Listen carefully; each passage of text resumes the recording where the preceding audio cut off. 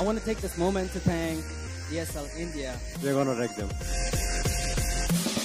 Gets dashed up twice, doesn't have the lead, is just getting controlled by the Nether Bashes, one after the other, one snacks his back with a back in the wall with Ice Path on top of it.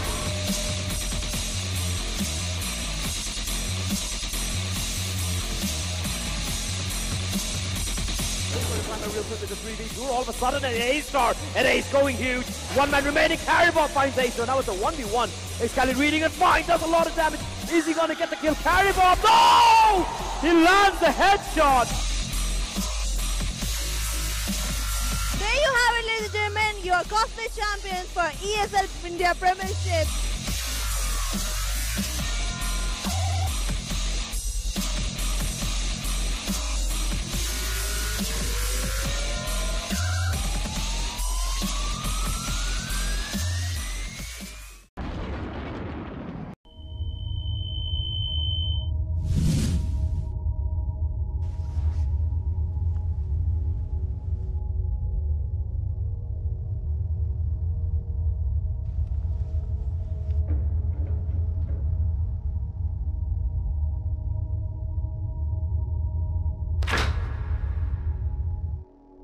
Turn around 3 times.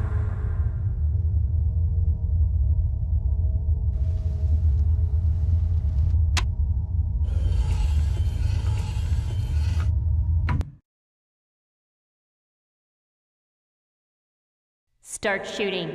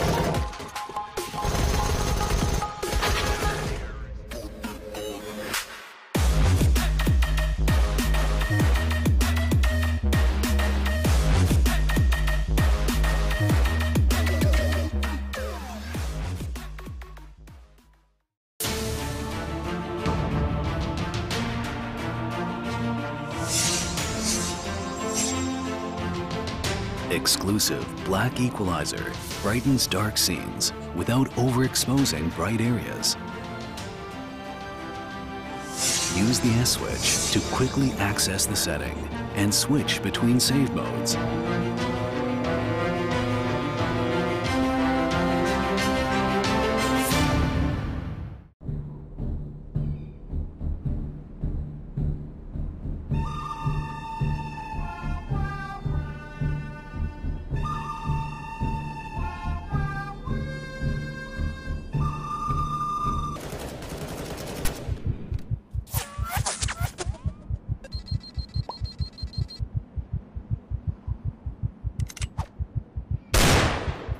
Oh no!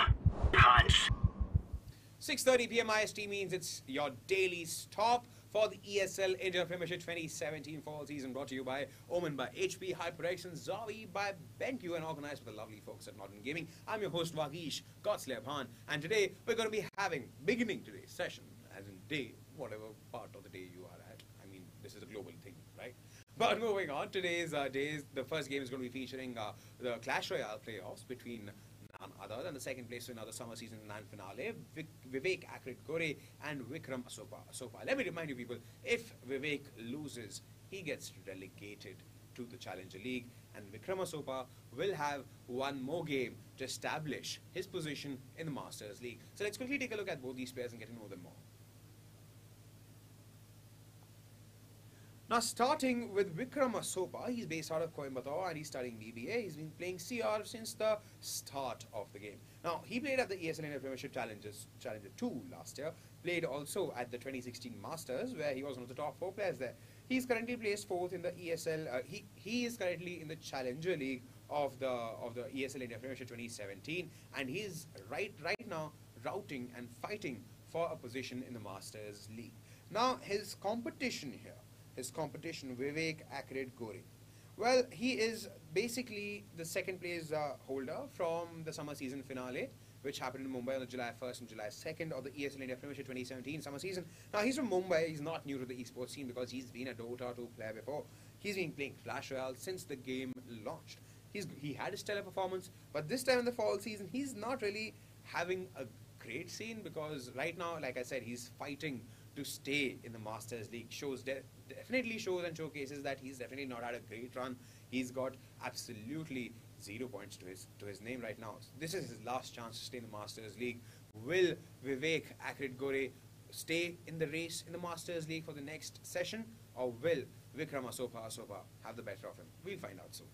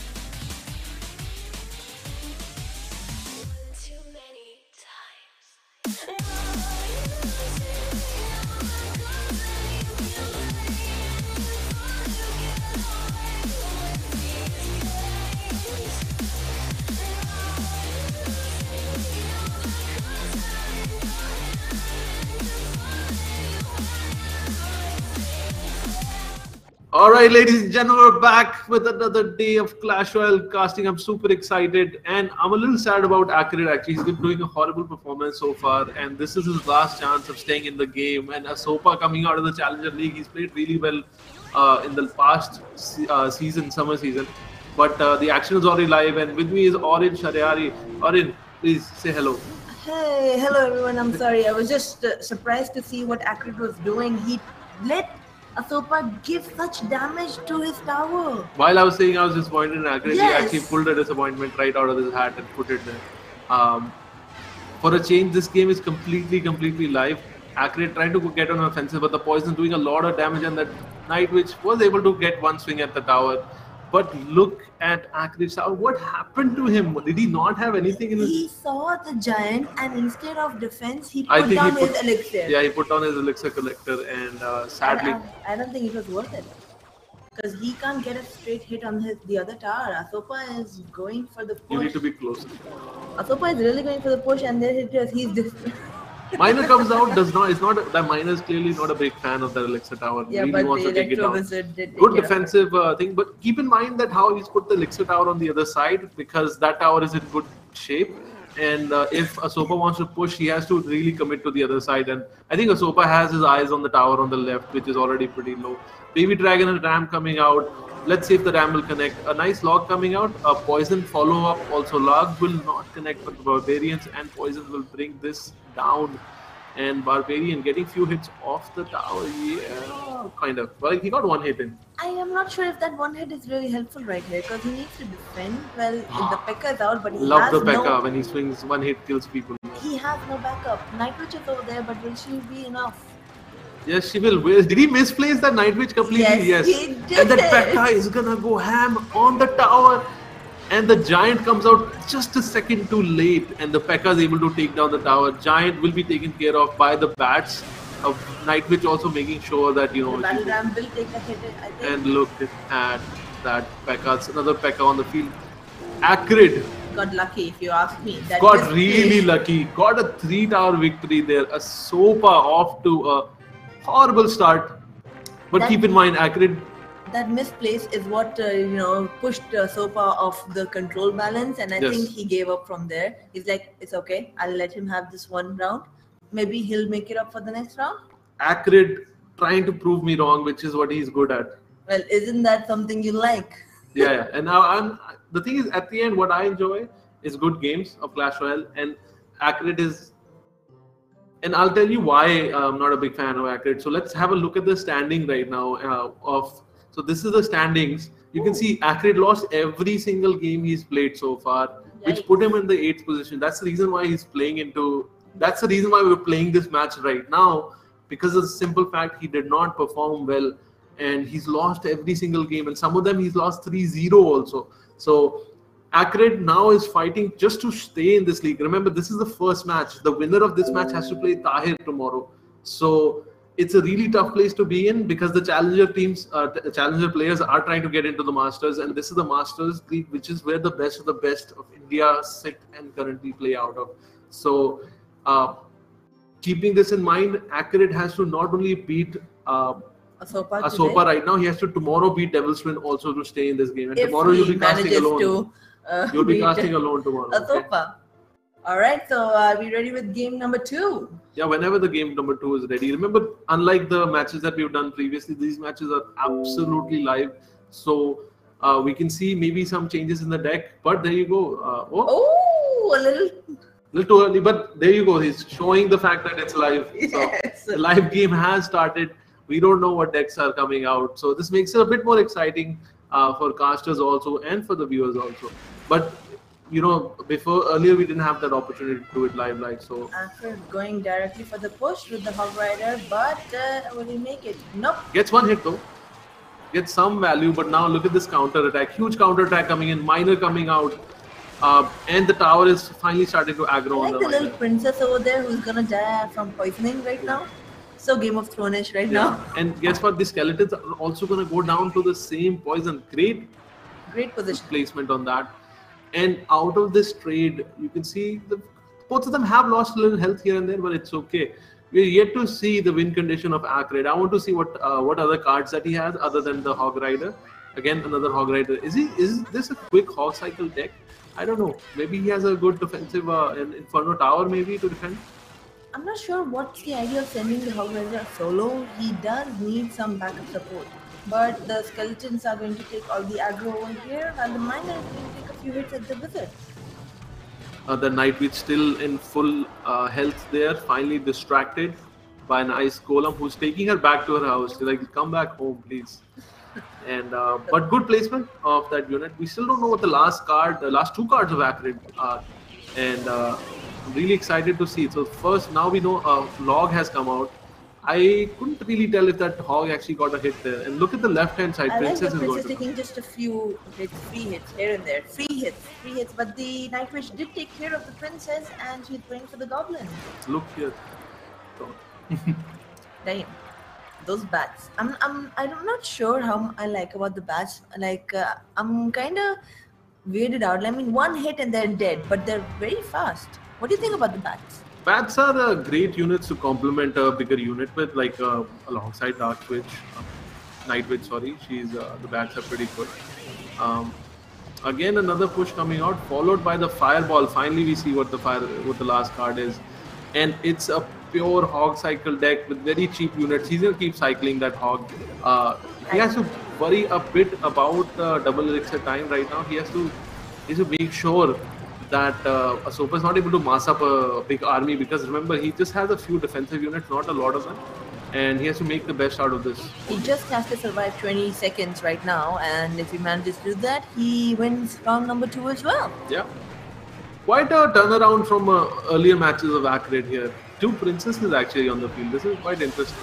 With just 10 seconds, I think it's safe to say Acrid is going to win this one. And good game coming in. I really love the sportsmanship over here. Yes. Remember, it's a best of 5. The loser goes back to the Challenger League in either case. And the winner actually has to face Devil Twin, Tahir Devil Twin tomorrow to get into the Master League. Getting into the Master League is also not an easy play, not child's play at all. So I know, I've tried. You've tried? You're not allowed to play. Exactly. I tried going through a different ID, but our admins are really, really good. I have no idea how they're so good. Maybe you put your name somewhere. I'm not sure either. Out of the 600-700 people that end up signing up for the Starter Cup every month, the admins cut out a lot of people, like 100, 200 people. Fake. It's not even that. Like some of the teams are just too far out. So anyways, 2-0 is the score. We're getting into game 3. And quite exciting game so far. We saw a nice quick Hog Cycle deck, low elixir cost, maybe like 2.6 or a 2.8 elixir cost deck we got to see out of Acrid. Acrid has made some changes. I think he's going for the P.E.K.K.A. again. P.E.K.K.A, a good defensive deck to go with. P.E.K.K.A's great at defense. And look at this. Does he have an answer to this? Yes, armored minion comes out. But look at that, the tower is completely surrounded and he can't take these units out faster than they're spawning, and they've done a crap load of damage. 485 health left on Acrid's tower, in a really bad shape. And Asopa hasn't even, had a scratch on his tower. Yep. But guess what? We still have 2 minutes on the clock, so nothing to worry about. The game still, goes on. The tower is still alive, however low the health is. Now Asopa concentrating on the right hand side. He wants to take that tower out. Again, finally the Night Witch coming out to counter the graveyard. She does a very good job at countering this, especially when there's no poison on the field, because the bats do really help out. But the execution is going to execute those bats right now.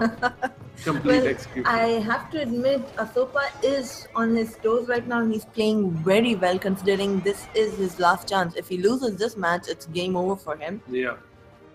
And that's quite aggressive that he's going directly for the push with the graveyard, the execution. He's business right now. It's kind of working out for him also. Another Night Witch coming in. Night Witch is quite popular in the meta right now. She pretty much defines the meta at the moment. Look at that huge card on the battlefield. The Golem himself has graced us. Night Witch throwing down the poison also. Asopa really wants to take this Golem down. Actually, the poison is from sorry, Acrid's poison. I was just like, Why did those goblins die? Executioner taking care of the goblin. Look at the counter attack. What's the answer here? An ice. I am very interested in Asopa's last card because right now he could have used the graveyard on the other tower, which is at 485, but instead he wants to take down the other tower. Does he have a rocket hidden somewhere? A lot of poison coming out on the field, and I know where each poison is right now, so this rock golem will not be making his way through this.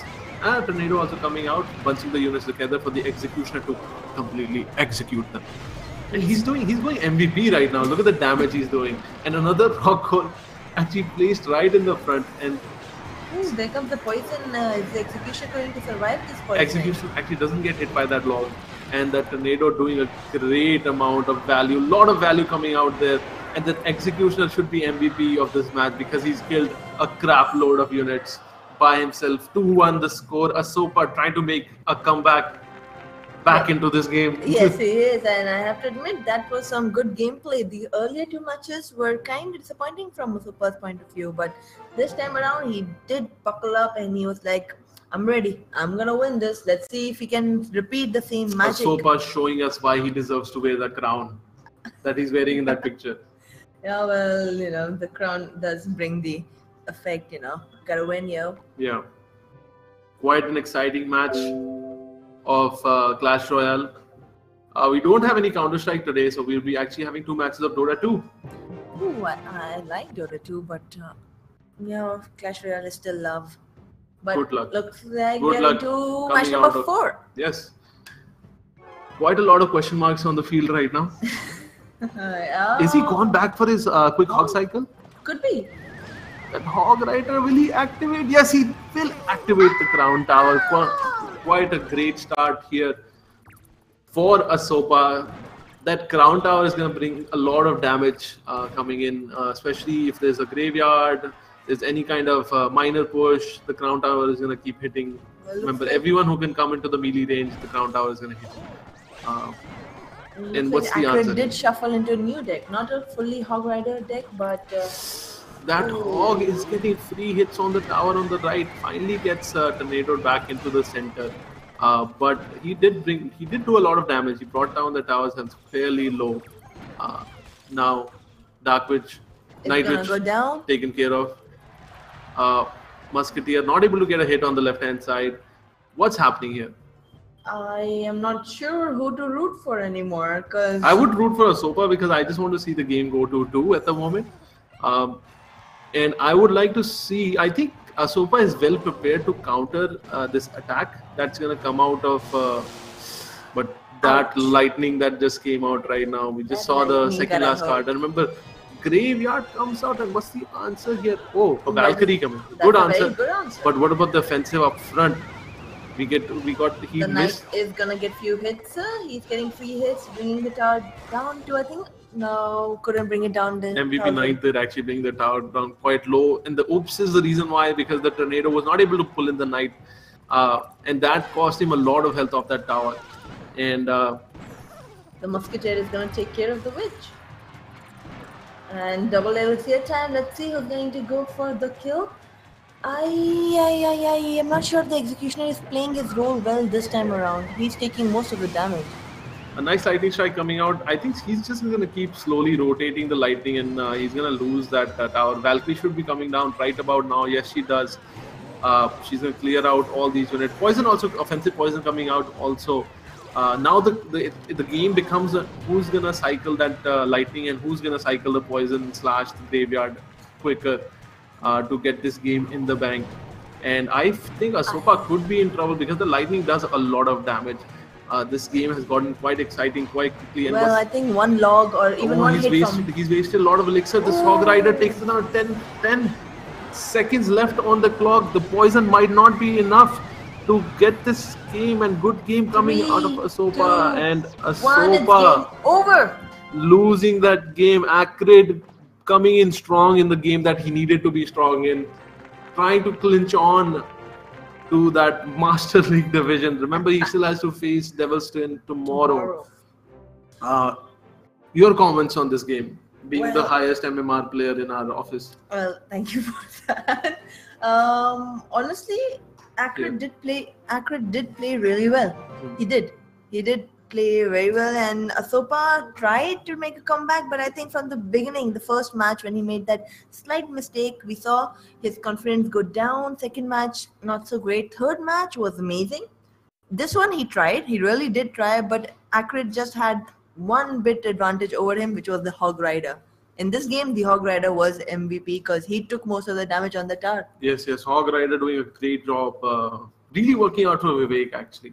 So Hog Cycle push got completely off guard. Asopa was caught completely off guard by that thing, and he didn't have the right units. I thought actually that he had enough units to properly counter it, but the cycle was just too fast. It was Vivek's cycle was just better. Yes. And faster. Because the game was all coming down to Poison Graveyard versus a Hog Cycle deck. And the Lightning, let's not forget, the Lightning took care of the Executioner every time. And it got hit on the tower every time also. Yes, it did. MVP Lightning there and Hog Rider. That is it for us for today. We have a Vivek Acrid versus Devil's Twin, which will be happening tomorrow at 6:30. Sadly, I won't be around to cast that, or it will be getting that done from here. And Manoj Kola will be back also. All right then. Looks like good old times when me and Manoj casted Clash Royale. Yes, and I would like to thank our sponsors, Omen by HP, Zoe by BenQ, HyperX, and the whole thing is organized by Nordwind Gaming. That's us. The good folks here at Nordwind Gaming. That's it from us today. We have exciting Dota 2 matches coming out next. We get to see Signify trying to get into the Master League today. And that's a confirmation from operations team. That is happening today. So that's quite exciting. 2 matches going to happen today. I wish best of luck to our Indian teams. And we are calling it a day. Thank you so much. Right, ladies and gentlemen. Hope you have a nice time watching Dota 2.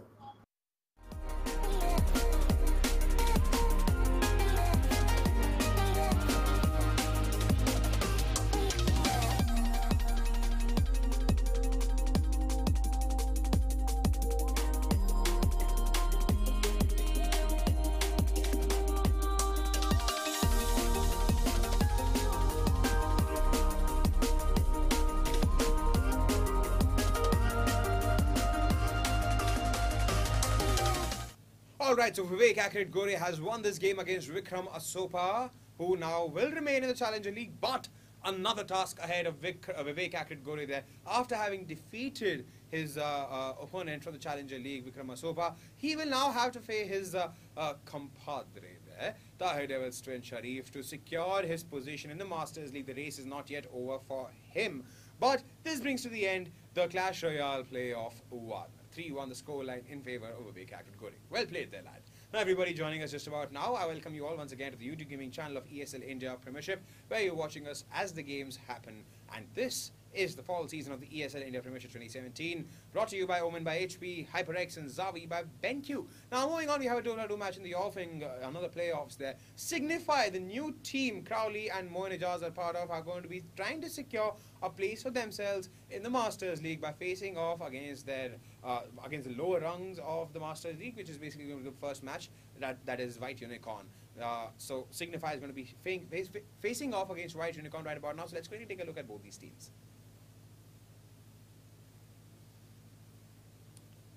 Now, starting with White Unicorn, a Pune-based team, they have been playing together for the past 1 year. Manikant ASD Yalla, Akshay JDM Clutch, Lokhande, and Yashraj Dominator Mode are the core members of the team. They participated in a few local Dota 2 events and they participated in the Challengers last year, but failed to make the cut. They returned this year stronger in the summer season and had triumphed in the Challenger League. They were promoted to the June session and then subsequently in the Masters League.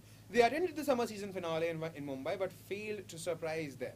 In the fall season, July phase, the team failed to win a single game, thus they had to make do with the 8th place finish.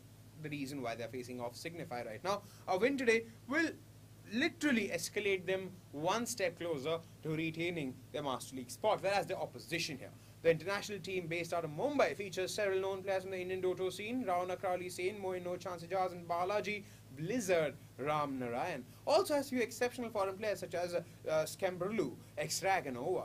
The team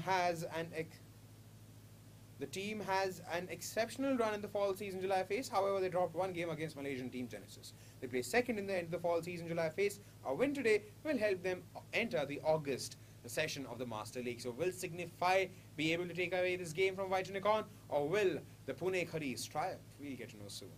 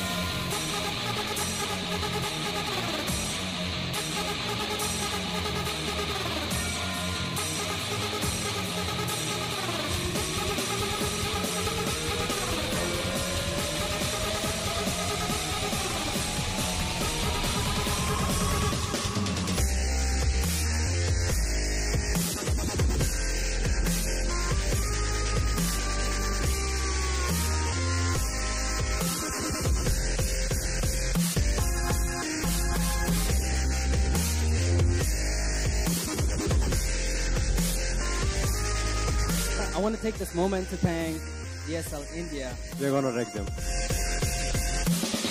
With dashed up twice, doesn't have the lead, is just getting controlled by the nether bashes one after the other. One snacks his back with the back in the wall with ice path on top of it.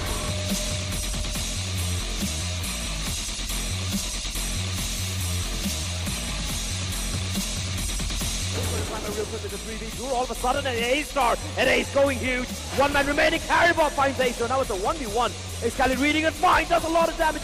Is he gonna get the kill? Caribou, no! He lands the headshot. There you have it, ladies and gentlemen, your cosplay champions for ESL India Premiership.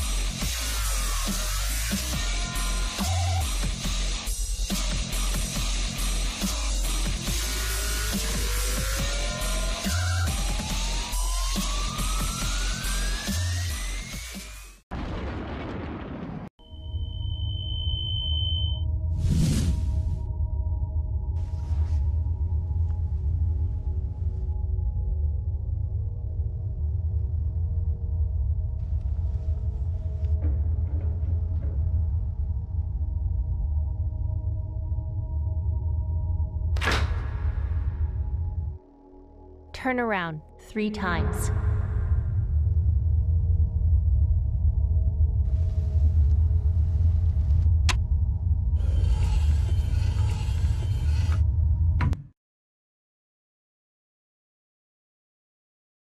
Start shooting.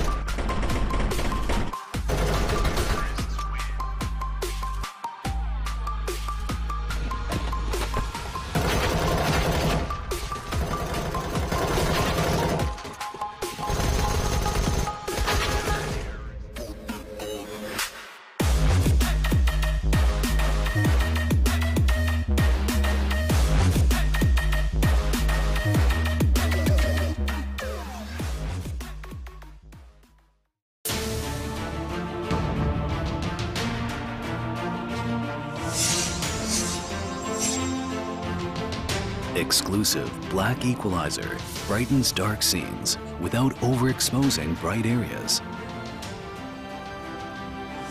Use the S switch to quickly access the setting and switch between save modes.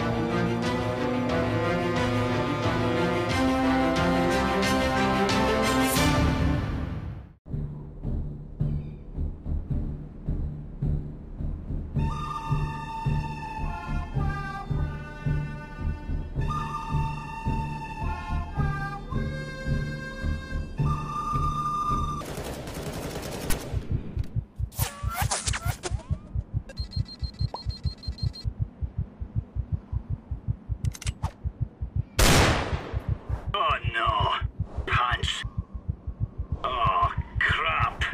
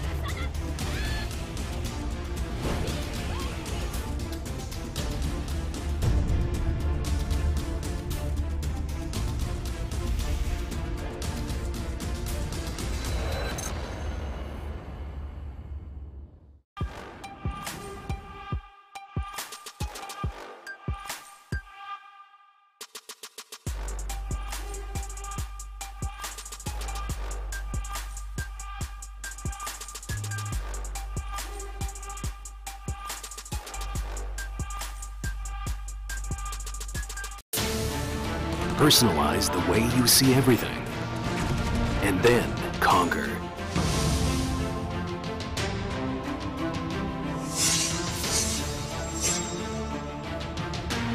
Exclusive black equalizer brightens dark scenes without overexposing bright areas.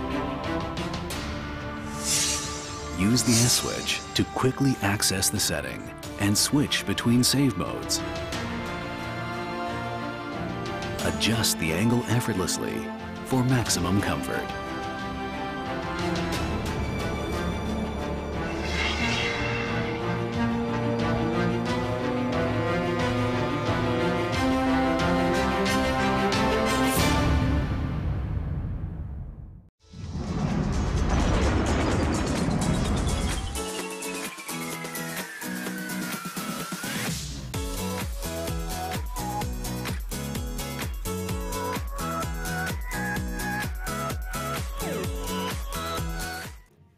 Welcome back, ladies and gentlemen, to the ESL India Premiership. We're here for the fall season. The fall season phase 1 relegation promotion matchup. I'm CloudX from AFE Gaming, and you're watching Signify take on White Unicorn in a best-of-1 knockout. The loser moves down to the challenger for fall phase 2. The winner moves on to play versus team Akatsuki to make it through to the Masters. Signify going to be on the Radiant side for this one. White Unicorn going to be on the Dio. Now, a quick background about both teams. Signify is a fairly newly formed roster, but it is one of the powerhouse teams on the Indian Dota 2 circuit. It's a team that consists of 3 players from the Philippines, or of origin in the Philippines, and 2 players from India.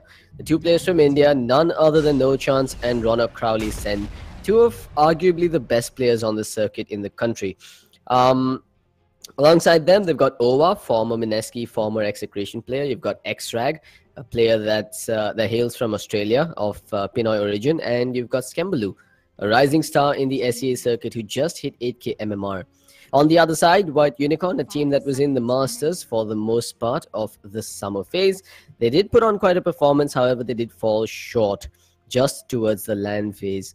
They're fighting for a shot at redemption. It's never a good sign to be on the bottom rungs of the Masters ladder and forced into an elimination matchup versus the powerhouse teams coming from the bottom that are gunning for this slot. The draft is already underway. You've got a Batrider coming out along with the Sand King from the side of Signify, while they've chosen to ban out the Nyx Assassin and the Bloodseeker. Night Stalker Clockwork going to get eliminated by White Unicorn, so they're focusing on banning out those 4-position roaming support heroes that could occasionally double up as offlaners.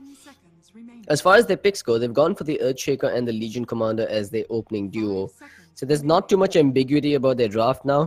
Quick analysis will reveal that this should be an offlane Legion Commander and a support Earthshaker. There's always the possibility that they switch things up and run that as a mid Earthshaker, but it's very unlikely that's going to happen. I'm willing to put my money behind the fact that this is going to be the roaming 4-position Earthshaker, which honestly isn't half bad. That said, you do want to have some sort of instant disable or some way to defend yourself versus the Batrider Lasso. In that department, the Rubik with the 0 cast point and the telekinesis, the Oracle with the debuffs, or rather the purge effect coming out from the Fortunes, and those are heroes that work well versus the Batrider. The Nyx Assassin would have been a good choice, but Signify has chosen to ban it out as their first ban already. Meanwhile, the draft continues. The Puck and the Death Prophet will be eliminated here, while White Unicorn, they're going to get rid of the Monkey King. So they've been watching a lot of Signify's videos on YouTube where Skembalu went ham on that Monkey King just a little while ago. In fact, he's been spamming a lot of Monkey King on that core roll to get his 8k MMR, so it is a smart ban coming out from them indeed. 5 seconds remaining. So a little more about the Challenger League. There's another team that hails from Malaysia called Team Genesis. They've actually won the Challengers League 7-0, so they've made their way through to the Masters for Fall Phase 2 already. And just like IQ Dota and their journey through the starters, I believe Genesis are a team worth their salt as well. I can guarantee you guys that Fall Season Phase 2 is going to get extremely interesting, as only the teams that are in top form continue to make it through to that league. And that really is the beauty of the format of the ESL India Premiership. As time progresses, the teams that continue to perform well, or the teams that begin to perform better, are the ones that stay in the top rungs of the ladder in the Masters League.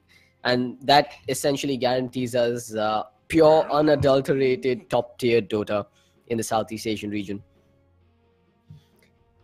Tinker will be the 4th ban coming out from White Unicorn. So we're not looking at any cheese, last big Tinker strats coming out from either side. What does Signify have up their sleeves here as their 3rd pick? It is going to be the Dazzle, so we're now looking at that 5-position defensive support in the form of the Dazzle. This should be a roaming 4-position Sand King, which then puts Batrider in the off lane on that 3 position, leaving them looking for a 1 and a 2 position for Crowley and for Skembalu. On the other side, for White Unicorn, they're still looking for what I believe is going to be a 1 position, a 2 position, and a 5 position pickup. And you want to have heroes that can burst through that Legion Commander duel to get you that dual damage ASAP, which is where I think the Lina wouldn't be a terrible choice, but that's where the Dazzle comes in, with the Grave to offer support, offer defense versus the LC duel.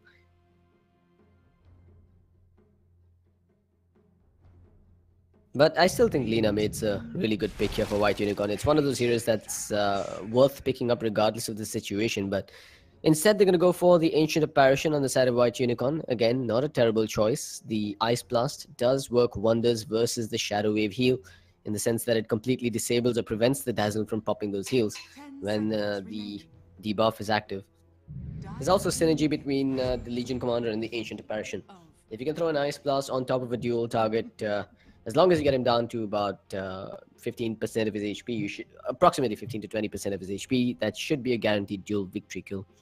But Signify, sparing no expenses here, just picking up the Queen of Pain without much thought. They still have a good 2 minutes on their reserve clock, so they are feeling mighty confident about this draft. The Quap pickup It's going to give them a fair bit of dominance on that middle lane now, and I would assume that the last ban is going to be a Templar Assassin coming out from Signify. Or the Lina ban. I mean, TA does... I mean, yeah, it's not entirely a one-sided matchup, the Co-op versus TA, but it is a matchup that could skew in favor of the Queen of Pain if you drop a sentry ward in the lane at the start, thereby preventing the Templar from dodging those shadow strikes.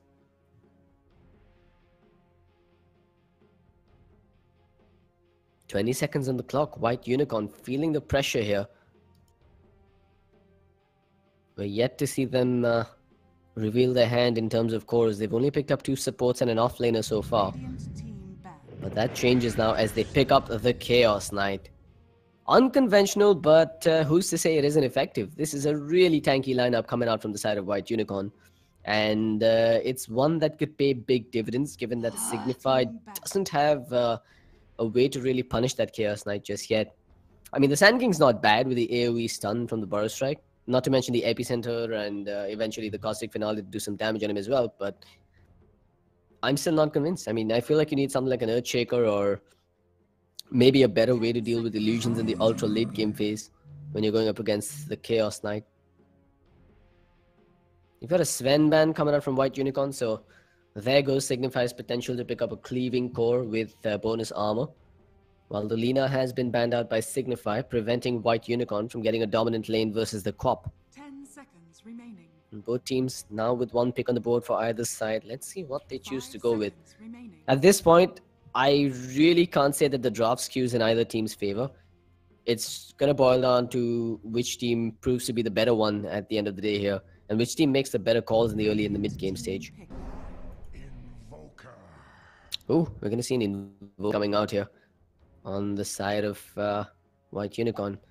Yeah, it's still not a matchup that completely favors White Unicorn. Co-op does have the upper hand for the first few levels up against that Invoker. But it does mean that a lot of pressure is going to go over to the Earthshaker and therefore the Sand King. Both supports are really going to have to offer some insane amounts of defense / offense on that middle lane in the early stages.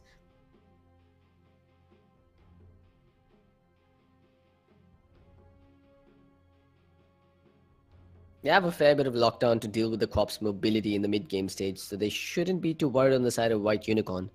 What Signify is lacking right now is a way to take down towers. They don't have physical DPS. They don't have anyone that can really chip away on the towers except for the Queen of Pain. And they are looking for their carry as well. Given that they've got 4 range heroes, I really wouldn't be too surprised if they go with the Drow Ranger here. But I feel like the Chaos Knight, the LC, and the Invoker are all really great ways to deal with the Drow.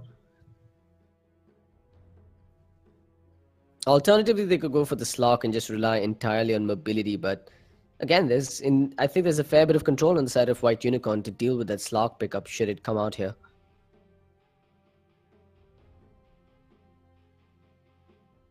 They do seem to be taking the time about this last pick though. 55 seconds on the clock, and as of now, it does look like a lineup that's going to fall off towards the late game stage.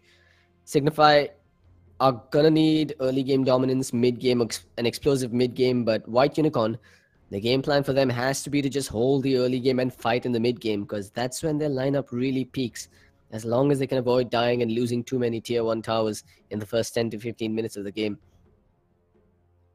And Chaos Knight does prove to be quite a beast in the late game stage, not to mention the fact that the LC can scale with time.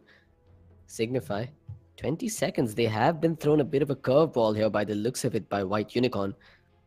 And there's no chance, does seem to be... Oh, actually, it's Dr. Love. I'm not entirely sure who that is. You may now select your hero. That's doing the drop. They're going to go with the Lone Druid. So there's the answer to the lack of tower takedown potential. It'll be the Lone Druid that comes out for Signify.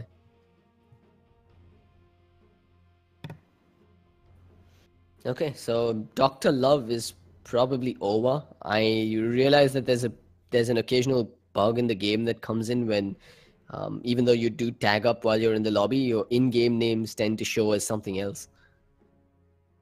And unfortunately, that does seem to be the case here. It seems to be the case with White Unicorn as well. Their names are just all over the place.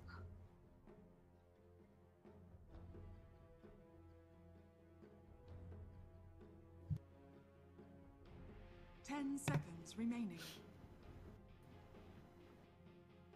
For those of you that are just tuning in, you're watching the ESL India Premiership. It's we're now moving into fall season phase 1. We are at the relegation and promotion stage where one of these two teams will be knocked down into the Challenger League and the other one will have a chance to make it to the Masters. At the end of tonight, we should have one more team joining the 7 in the Masters, and unfortunately 2 teams will drop down into the Challenger League. The winner of this match faces Akatsuki from Nepal. And that too is going to be a best of 1 happening immediately after this, so don't go anywhere.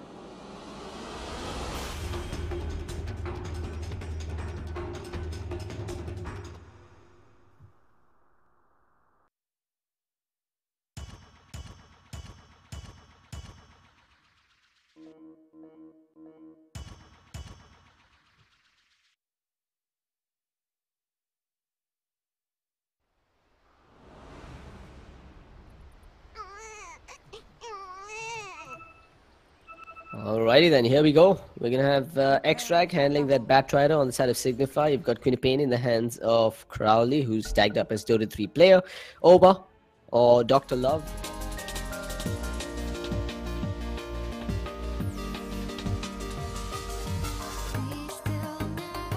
Or rather, the Sand King in the hands of No Chance.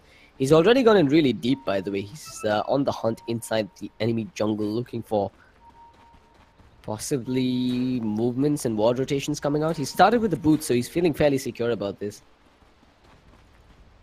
Right, so I'm getting information that I missed to point out that the press the attack does indeed cancel out the lasso. So that is indeed White Unicorn's response to that Batrider pickup, and not a terrible one either. It is going to be JDM clutch on that Legion Commander on the side of White Unicorn. It's going to be What on that Chaos Knight. Earthshaker is going to be in the hands of Redemption. You're going to have Invoker played by QWE, and it's going to be Kark that plays that Ancient Apparition. For now, X-Drag duking it out with Boots of Speed of his own. Oh, he's in a really tight situation here, and he doesn't quite have the Firefly. This will be first blood in favor of White Unicorn. X-Drag, not too much he can do but try and survive this with that Tango and his boots to make a break for it. Invoker's going to come in from behind as well, and what? X-Drag actually survived. Or did he?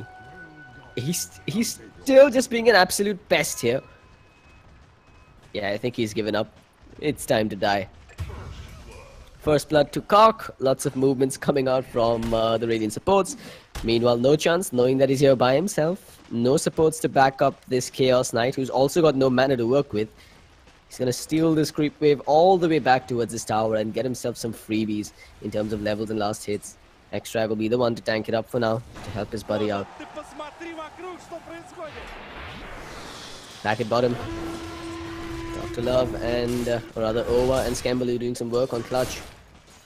Just dishing out the damage for now, but Clutch did start off with that Stout Shield, so he's not going to take too much damage from these auto attacks. And he's got a fair amount of consumables to work with as well. Meanwhile at mid, Sand King comes in. They do get that Burrow Strike off. Earthshaker aiming for the Fisher, hoping to get it off on 2, but chooses not to drop it anyway. Action all across the map right from the get-go. X-Drag being given a free lane here, as No Chance of Shenanigans have essentially balanced out that first blood lost by giving X-Drag a lot more EXP and last hits under his tower. He is sitting at 3 and 2, while the last hits aren't nearly as important as him getting the levels under his tower. He's now at level 2.5 and should hit 3 soon. But that first blood towards Kark gave him his boots as well as the magic stick, so that puts him in a comfortable spot on this safe lane as well. Here comes No Chance. Still no point in the Caustic Finale, so he's going to have to be careful about how he pulls this off. But oh, unfortunate that he got caught with the cold feet. It might just have been a kill going in favor of Signify. Meanwhile at bottom, Clutch has taken a hell of a beating here and will be forced to pop his salve.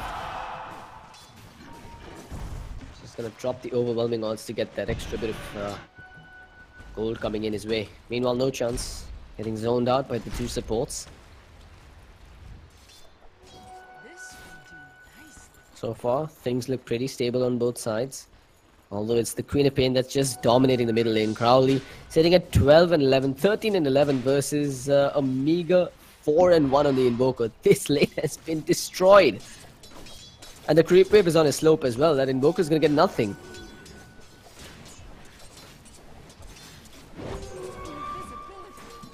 There's also a rotation coming in from Dr. Love, who's got a point in that Poison Touch. It's an Invis Queen of Pain that's looping around as well. This could be a death, but they decide against it. There's a bunch of creeps coming under the tier 1 tower. It would surely be a shame if they didn't get that kill and didn't get the EXP and last hits as well.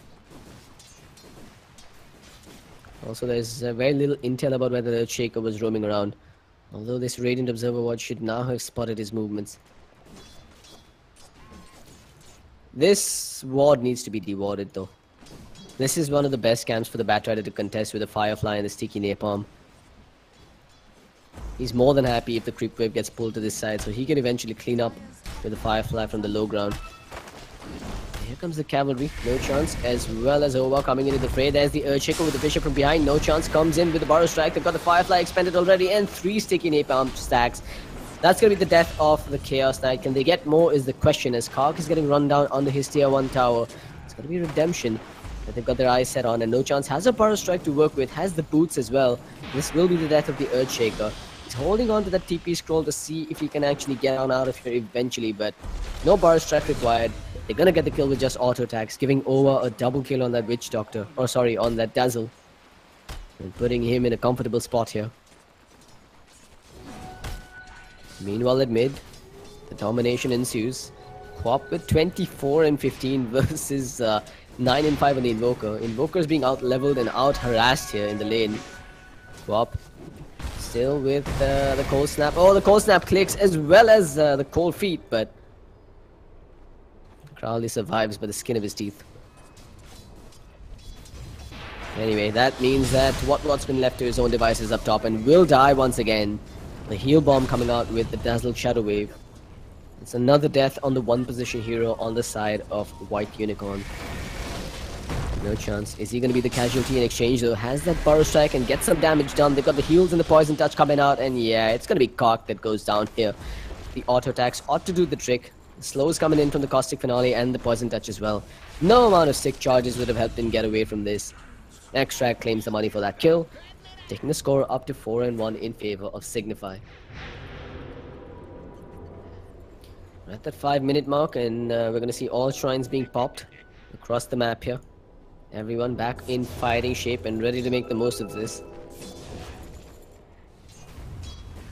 Let's have a look at bottom lane where the LC has been doing his thing. He's getting zoned out of the lane quite hard here. He's at level 4 up against a level 5 Lone Druid who's sitting at 33 last hits and forcing Clutch to use that press the attack just to dodge the entangles from the bear. This isn't a fun lane for the LT to be in. Meanwhile at mid, doing what they can on this Invoker, still just harassing him with the level 2 Shadow Strike and the level 2 Scream of Pain. While on the top side, Extract is taking up a defensive position on his side of the trees here, which should prevent a gank being successful on the side of White Unicorn unless they can find no chance isolated.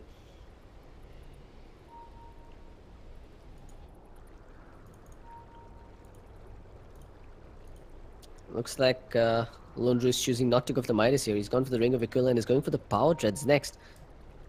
Very likely that we're not going to see the old school Midas Radiance Bear coming out here. Instead, they're going to probably play this as the Lone Druid himself getting buffed up. Uh-oh. Clutch. An entangle there would have been the death of him. He didn't have mana for the press the attack. Top lane, we've got initiation again. They've got the stuns coming out onto the Batrider, but the Cold Feet, they weren't in range, and now the turnaround is gonna come. Kark's the one that's been blocked out, courtesy his friends Fisher, and will be chased down to the river and brought down by himself. He'll be the sacrificial lamb that his team needed him to be, but it's not gonna be nearly as helpful as he thought he was, because the Quap comes in, fires the Sonic Wave, clips onto 2, and gets the kill onto the Earthshaker, leaving the Chaos Knight to survive under his trees, but can't farm quite yet. Can't get EXP under his tower for fear of dying as well. He's just gonna have to hide it out and wait through the storm. 6-1. Pop coming into the middle lane in time to secure that EXP from the creep wave that's pushed in. As Invoker will be happy to get some free farm time away from the Queen of Pain while she was gone. His Midas is looking really far off right now. He's at 2,000 net worth. And while he has started to pull back in terms of CS, he's still very susceptible to being brought down here by a good rotation from the Sand King. At the same time on the bottom lane, Clutch can't quite get farm off either, and he's not at level 6, so the duel isn't quite available just yet.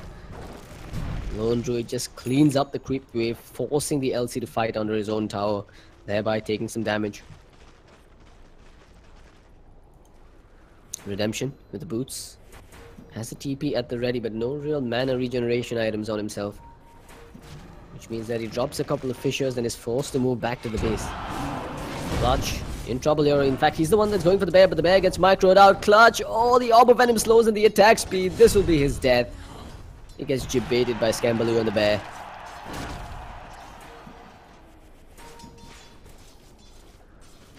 Things could not be going better for Signify here. They've won every single lane. They're getting an absurd amount of farm on their cores. Their early game is looking stupidly strong. As White Unicorn, they're just being outplayed and outmaneuvered on this map. They need to find some sort of recovery, but it isn't going to come just yet, because on the top side, what's in trouble, or is it what in trouble? It's going to be no chance that Burrow strikes in. They will get the kill on the Chaos Knight, and then the heal comes out along with the Poison Touch. Redemption goes down. No chance continues to survive. Kark makes a run for it. There's no chance, still has 9 stick charges. He'll dodge a Sunstrike by the skin of his teeth. Even gets a grave for good measure. Meanwhile, on the bottom lane, we've seen this movie before. Scambaloo, he's chosen not to put any points into the Savage Roar either, so he's just going all in with the Rabbit attack speed build, even getting the treads as well as the Orb of Venom on himself. That bear is walking around with practically nothing right now, and there's nothing but bait for that matter.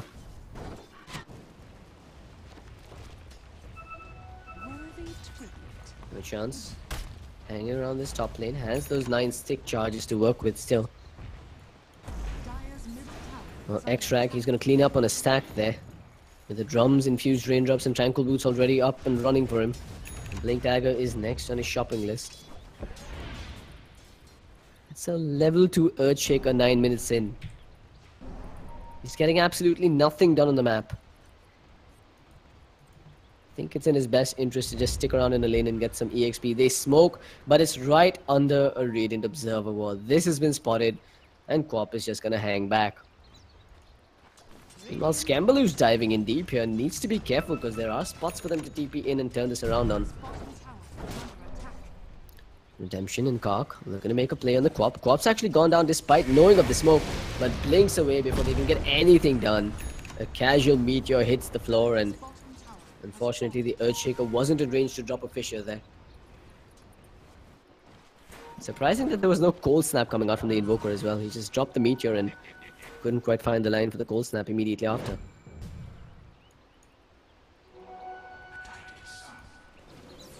Nine in 1, 10 minutes in, another failed smoke rotation coming out from Redemption and his team. While X-Strike continues to farm, stack camps of neutrals in the lane whenever it pushes in. In fact, Scambaloo's now moved himself up top with this Mask of Madness. They're looking to take tower after tower now. And they've got that net worth advantage. Here's the smoke, looking to create space for Scambaloo as they move into the enemy jungle.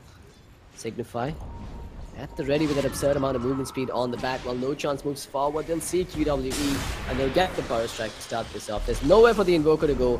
He can invoke the Ghost Walk, does pop it, but the dust was there. Oa was prepared. It'll be a death on that Invoker once again as Scambaloo takes the tower in the meanwhile and continues to push through.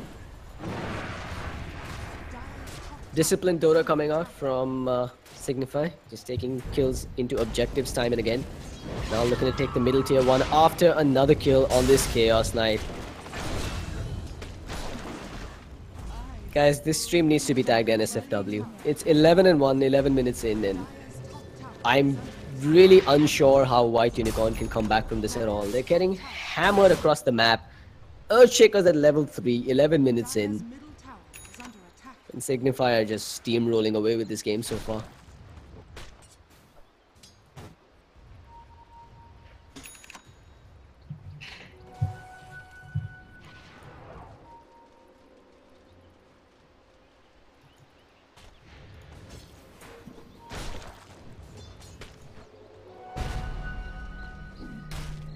Redemption. Finally gonna stick around in the middle lane and get some EXP for himself. It really is high time that they focused on getting some levels on themselves, but as I say that, Scambaloo in the jungle using that observer ward finds a solo pick off on the ancient apparition.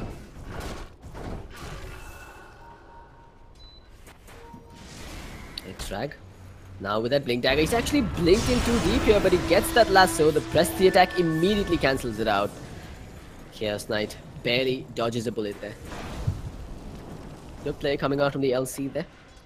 Small plays like this that need to add up and start pulling the game back in favor of White Unicorn, but right now they're clutching at straws. And all Signify really needs to do is group up as 5 and force the fights to ensue. Lasso not available for 73 seconds, so they're gonna have to be content with just beating up on this tier 2 tower from range. But X-Drag doesn't care, he jumps in with the drums popped anyways, no chance follows him in. Cock gets a little bit of burn damage going on himself, but they will let him go for fear of getting sucked into the tier 3 tower with the reality rift.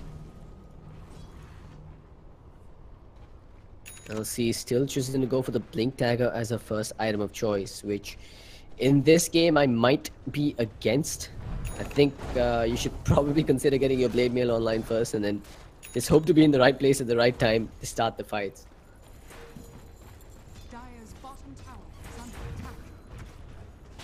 But then again, if they do get the blink on the LC, they could start taking smoke rotations. No chance. And Quap doing well, pushing in this bottom lane. And with this tower going down, that'll be all outer towers down for White Unicorn in the first 15 minutes of the game. You know, we spoke about how White Unicorn's road to recovery would be, or rather their claim to fame in this game would have been to survive the early game onslaught by holding on to their towers and giving up as little kills as they could. Unfortunately, things have gone the entire opposite direction. They've lost every single outer tower within 15 minutes. And, I mean, they've died 13 times. This is a horrendous start. Lasso in the jungle, they've gone for QWE. It is the Invoker that's going to take a beating once again. He's going to Ghost Walk and TP out. He does end up getting away finally. This Dr. Love can't quite get in range for the dust immediately, but at the same time, Clutch goes down in the middle lane as Scambaloo continues to beat up on the tier 3 tower. Even his bear is going to survive. This is just throwing salt into the wounds of White Unicorn. No lasso though, so going high ground might be slightly harder than they anticipated for Signify. White Unicorn, the pressure is on them to stand on the high ground and defend this. If they can keep this game going a bit longer, they will be in a better position to fight. However, there's nothing they can do to contest Roshan when Signify decides to go into the pit, and that looks to be right about now. They come in with the Aegis on that Lone Druid. Things are going to get extremely difficult for White Unicorn. This is one of those games where he really doesn't care if his bear ends up dying as well. As long as the hero survives, he's fine.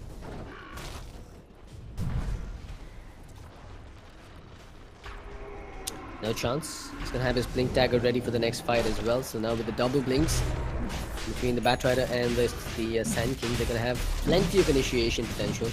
Not to mention the mobility that now comes online with Scambaloo picking up that Sanjin Yasha in addition to the Mask of Madness.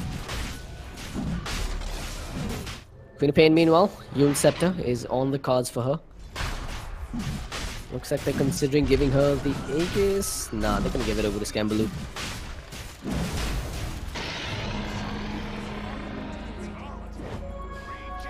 Well, looks like it's go time. Signify ready to battle down the middle lane and close this one out.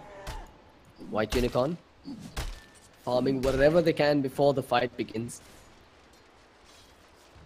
Aiming for drums on that Chaos Knight, but he's not going to have it. They're aiming for practically nothing on the Earthshaker.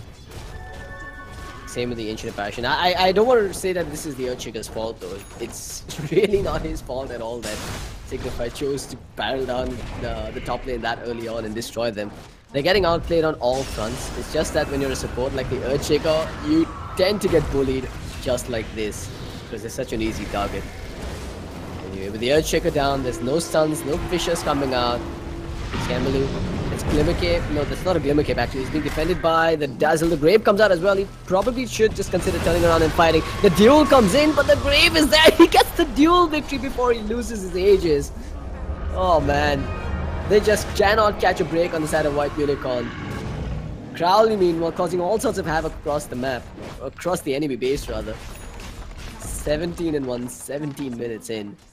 And Elena Barracks falls. I think White Unicorn are aware of this as well as I am. And this one is done and dusted. X-Rag.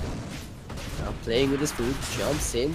Borrow Strike onto 2 coming out. The Sun Strike's not going to connect on anyone. And the heals come out from over to back them up. No one is taking any damage on the side of Signify or Nova's Watch as they get the kill on the CK. They root up the Invoker and kill him off in fear. GG is the call. Chaos Knight taps out and it will be White Unicorn that drops back into the Challenger League. While Signify will face up versus Team Akatsuki from Nepal up next. Stay with me, folks. I'm CloudX from AFK Gaming. You're watching the ESL India Premiership Fall Season Phase 1.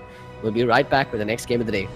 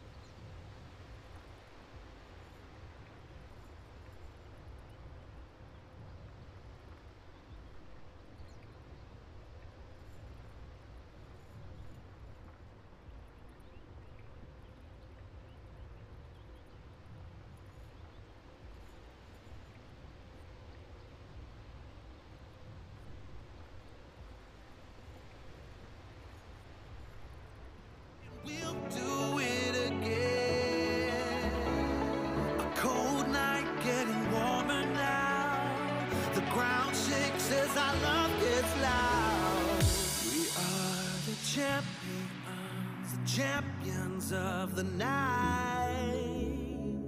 We are the champions of the night. Yeah. We are the fighting type, the ones that burn so bright.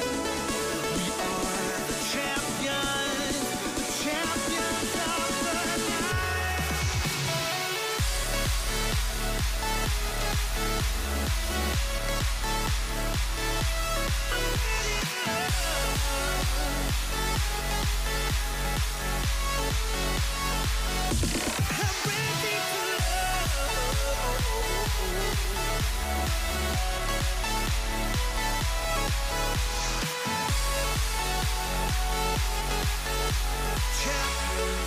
the night. Can't tell if we're dreaming now. We watch as the fire falls down. One thing playing on our minds. Time stops and we don't make a sound. You crave the love I gave and we'll do it again. A cold night getting warmer now. The ground shakes as our love gets loud.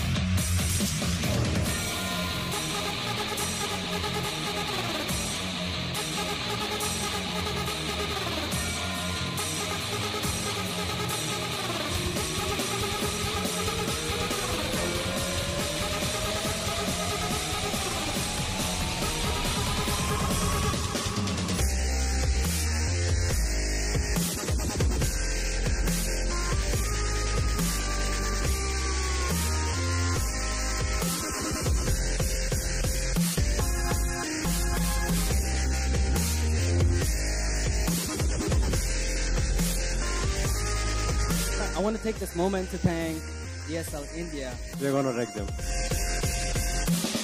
Gets dashed up twice, doesn't have the lead, is just getting controlled by the nether bashes one after the other, but snacks his back with the back in the wall, with ice path on top of it.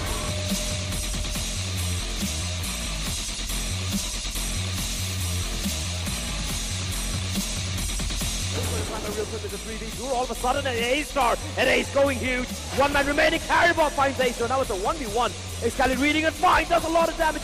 Is he gonna get the kill? Caribou, no! He lands the headshot. There you have it, ladies and gentlemen, your cosplay champions for ESL India Premiership.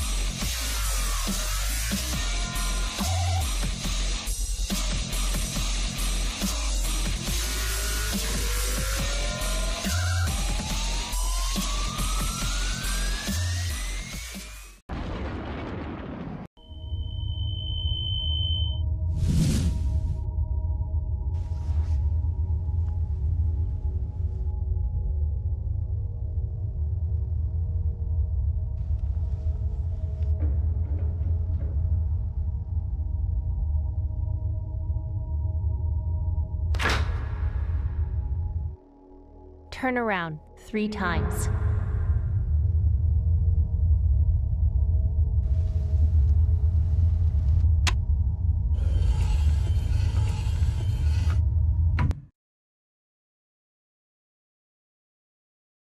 Start shooting.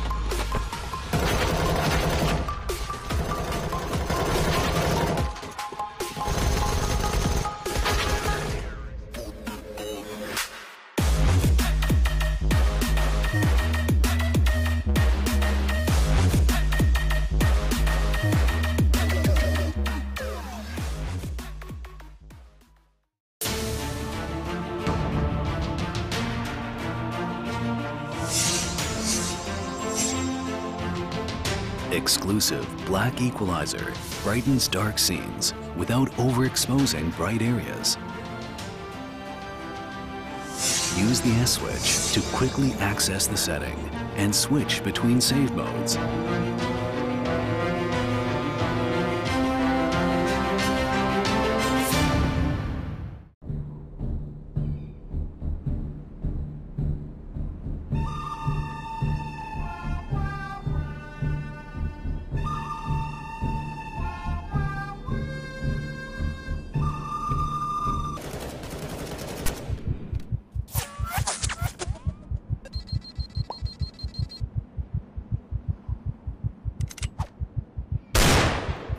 Oh no! Punch!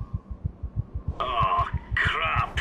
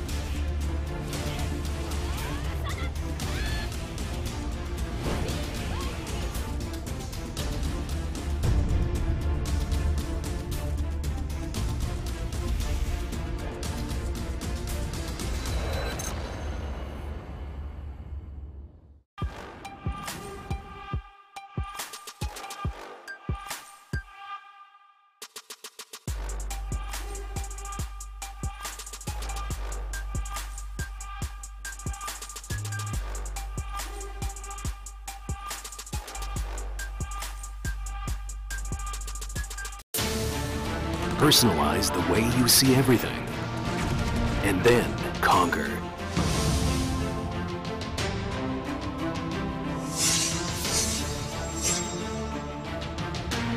Exclusive black equalizer brightens dark scenes without overexposing bright areas.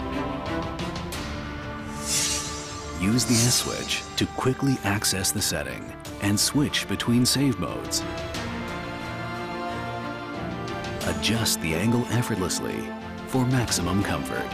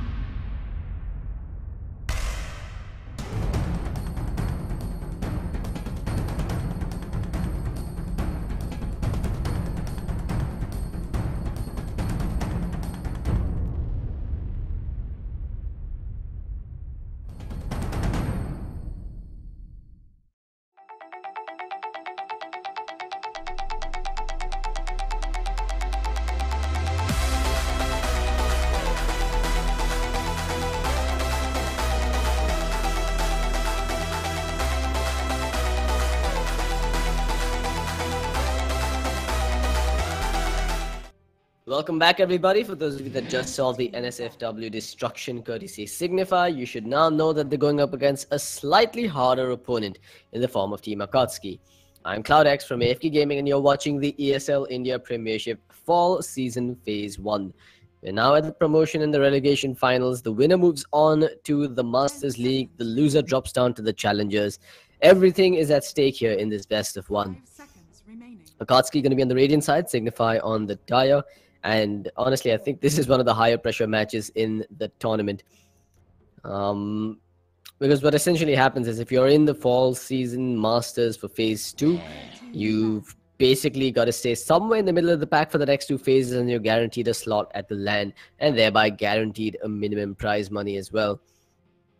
Signify, we have in the past talked about how they are the team, or one of the teams to watch out for on the Indian Dota 2 circuit. But the Masters League is going to be filled with, of course, the winner of this matchup and a bunch of other strong powerhouses. Particularly, I'm referring to teams like Genesis and Entity Gaming. Well, scratch that, because Entity Gaming have now fallen back into the Starters League given the roster changes, and are going to have to fight their way all the way back to the LAN. But yeah, there are some pretty strong teams sitting up in the Masters waiting for one of these two teams to join them as well. Akatsuki, they've chosen to ban out the Shadow Shaman and the Slaughter as their first two bans, while Signify goes with the standard Nyx and the Bloodseeker bans that they did in the previous game as well. However, it will be Akatsuki that gets their hands on the Sand King this time around, leaving us to see something different in the hands of No Chance in this game. Two picks on the board here for Signify now. Let's see what they choose to open up with. The element of surprise will not be in their favor after these two picks, because they're definitely going to have to give away some indicator of what their lineup is going to look like. Let's see what Akatsuki has up their sleeves, though, to respond once Signify picks their two heroes. They are dipping into the reserve clock here. They'll open up with Extract's Batrider once again. What are they going to follow it up with is the question.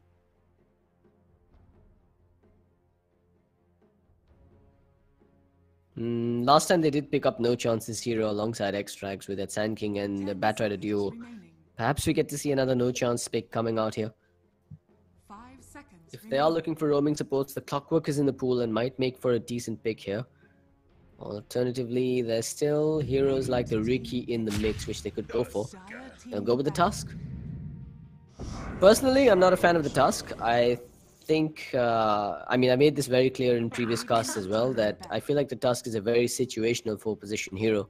You only really want to pick him up when you're looking to deal with things like a Global Silence, or you're looking to deal with things like a Life Sealer with the magic immunity. Of course, I'm referring to the Walrus Punch that keeps him up in the air, shaving some time off of that magic immunity. It's fortunate that they picked up the Silencer on the other side. The Snowball, if timed well, could be a useful tool up against that Silence, and not to mention, Tusk is usually the hero that goes for the Greaves, thus allowing him to shrug off the Global Silence on himself and take his allies into a Snowball when the onslaught does come. But it could work either way, because a Snowball first with your allies, followed up by a Global Silence on top of it, means that you are going to be in a sticky spot when you do eventually pop out of the Snowball. So I can definitely get the reasoning behind Akatsuki picking up the Silencer into the Tusk. They will ban out the Ursa, though, as a follow-up. Let's see what Signify has up their sleeves. They've gotten rid of the Meepo and the Venomancer. Unconventional ban there in the form of that Meepo, but I guess they just don't want to deal with the possible cheese pickup coming out from Akatsuki, who in turn will ban out the Lina for themselves. Now this lone heroes like the Queen of Pain and the Park, maybe even the Templar Assassin at the middle lane. So we should see, we should keep our eyes trained on what's going to come out here for Signify and Akatsuki on their middle lane picks. They're still lacking one position, and one position pick on the side of Signify and a possible 3 position on the side of Akatsuki, depending on where that Sand King is headed.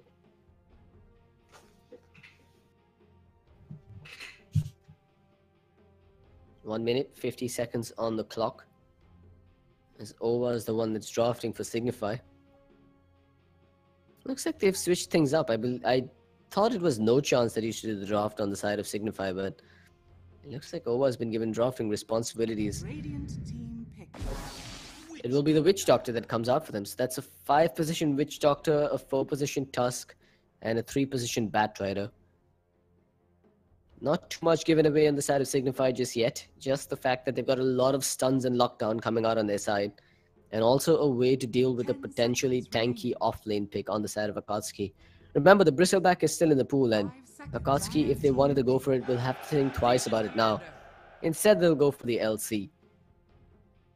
And that's, yeah, that definitely does reveal what their off-lane is going to be like.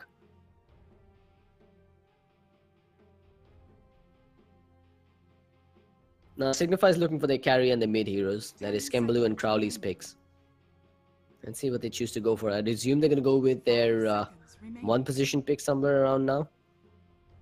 Might be best to look for something tanky. Something with a fair bit of burst damage as well to deal with that duel from the Legion Commander. Or possibly a way to deal with the silence. A natural Manta style carrier wouldn't be a bad choice. I'm thinking an anti-mage perhaps.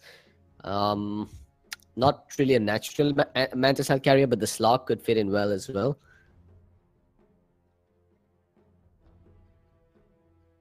Could also go for the Morphling if they choose to. Yeah, Morphling's actually a really good pick, given that that's a hero that usually builds the Lincolns as well as the Manta. But never mind, you've got a Lone Druid coming out again. If it ain't broke, don't fix it, is the call from Signify.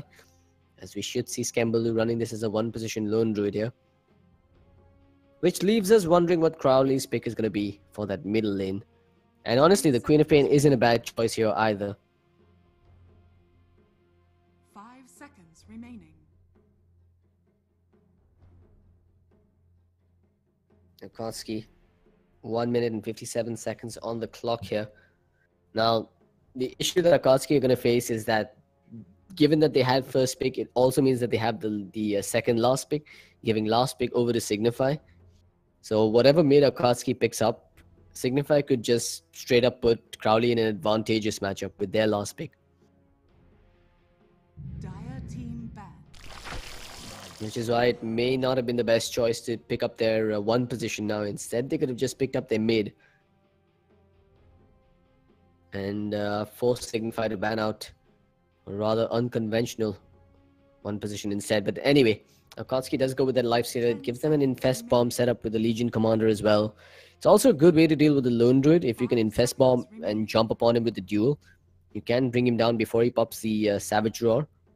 And the Bear, of course, proves to be less useful in those scenarios.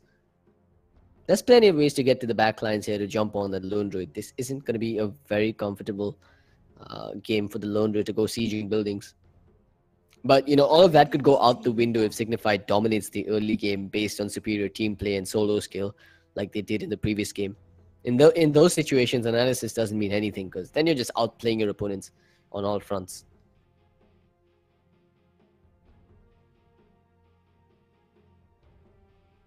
Final ban on the board here for Akatsuki as Puck does get banned out by Signify.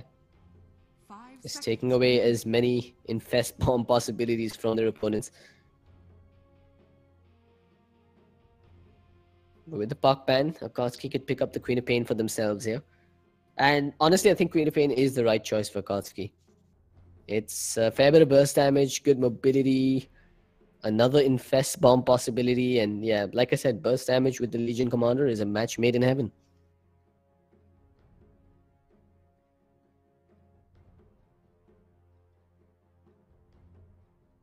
Let's see what they choose to ban though. You probably want to ban out heroes that can do well versus the Quap in the middle lane. To that end, maybe you ban out the OD or the Templar Assassin. Templar, not really the best choice versus the Quap, but not terrible either. We could also see Signify pick up something like a Dragon Knight as their final pick. That'll give them an absurd amount of pushing potential, not to mention a tanky mid-hero. And if Akatsuki picked up the Queen of Pain, I really am up for a final pick on that Dragon Knight. Given the changes to Dragon Blood, he is one of the heroes that can stand his ground in the middle lane, even versus a dominant hero like the Queen of Pain.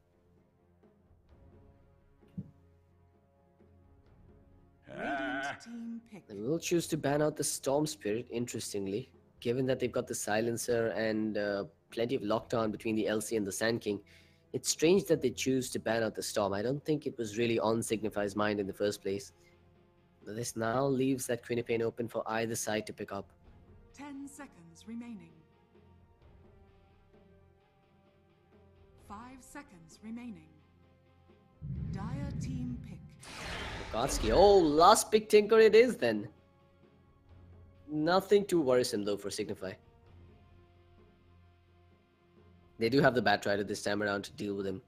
In fact, if I'm not mistaken, Signify dropped a game to go figure earlier on. I believe that was in another tournament. Was it Signify that dropped a game to them? My memory doesn't serve me too well. But if it was them, then it was versus an Archmage Tinker, if I'm not mistaken. Yeah, I could be mistaken about this. Unfortunately, Vivek was the one that cast that game.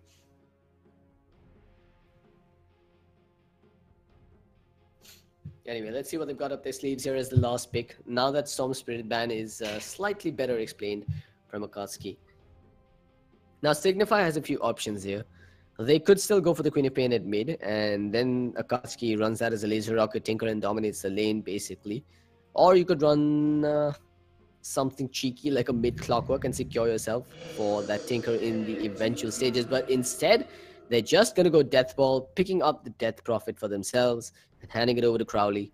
The push is going to look absolutely insane in the mid-game stage between that Lone Druid and Death Prophet, but a lot's going to boil down to whether or not they can get a good initiation off from X-Rag on his Batrider.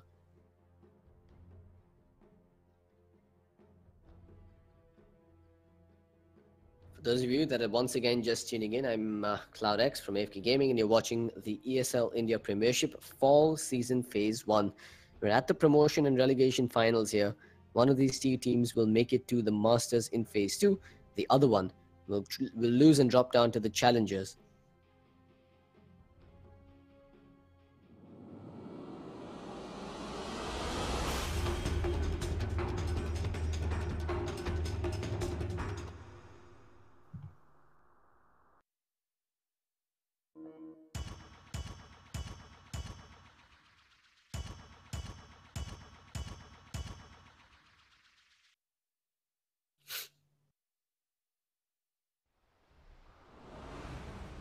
For one, I'm looking forward to this game.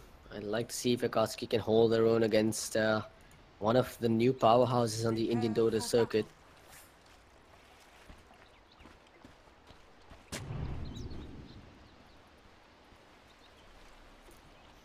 Let's do a quick introduction on both sides. Looks like they've got some friendly banter going on between themselves.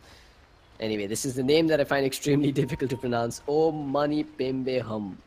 I hope I got that right on the Tinker. You've got Legion Commander in the hands of Goodbye Days. You've got Lifestealer in the hands of Maldara. Crow is going to be handling, or is that CR0 on the Silencer, and that puts Sanking in the hands of Pain. Meanwhile, for Signify, no chance will be playing that Tusk. It'll be Witch Doctor in the hands of Dr. Love, aka Owa. Death Prophet's going to be played by Dota 3 player, also known as Crowley. Signify Skembaloo or a Bangers carry only will be playing that Lone Druid once again, and that puts Batrider in the hands of X-Rag. Pain. Boots of speed picked up for him as he walks through the Radiant jungle now, just securing that bounty rune for that Life Sealer. Signify did drop down that Dire Observer ward already. This ward possibly has been scouted out. It is in a spot to block out this camp and cause all sorts of problems here for Team Akatsuki. Maldara will start off with his bounty rune. It's going to be 2 bounty runes apiece with a rather peaceful start from both sides. Unlike the previous game that we saw, where X-Rag decided to go into the enemy jungle and give up first blood while creating space for the Sand King.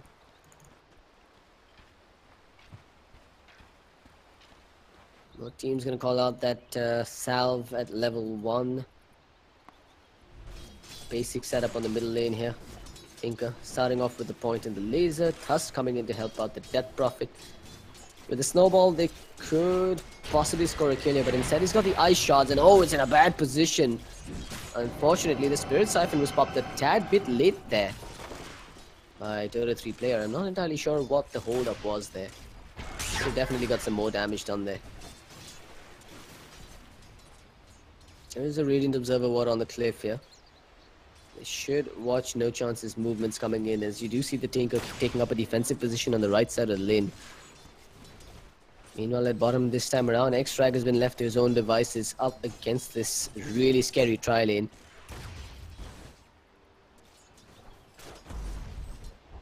Meanwhile, up top, Goodbye Days did get the pull off to the side. Or actually, it was Over that got that pull off to the side and get some creeps denied away against that Legion commander. It's also a stack camp there, which eventually will be a point of contention. Over is trying to stop the creep pulls from happening over and over again, as he does manage to pull the creeps back, resetting the creep equilibrium in favor of Signify. Back at mid, there's a lot of pressure being applied here on this Tinker, but No Chance. His movements are being spotted by that Observer. I don't think the Tinker's really susceptible to a death here, and he started off with 2 points in the laser and 1 in the rockets, which means that a turnaround is very much possible.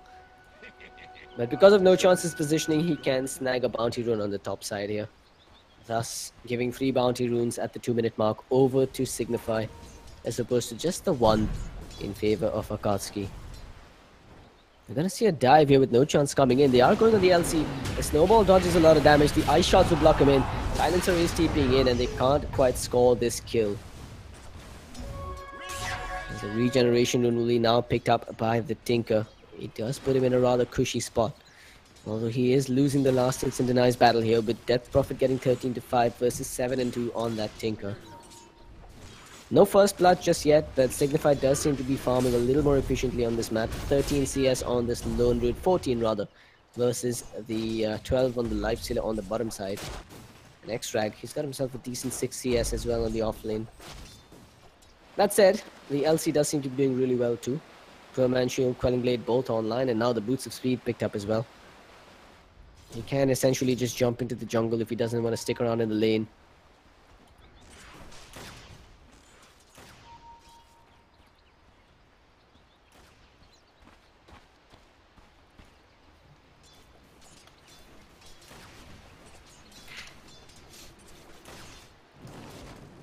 Batrider.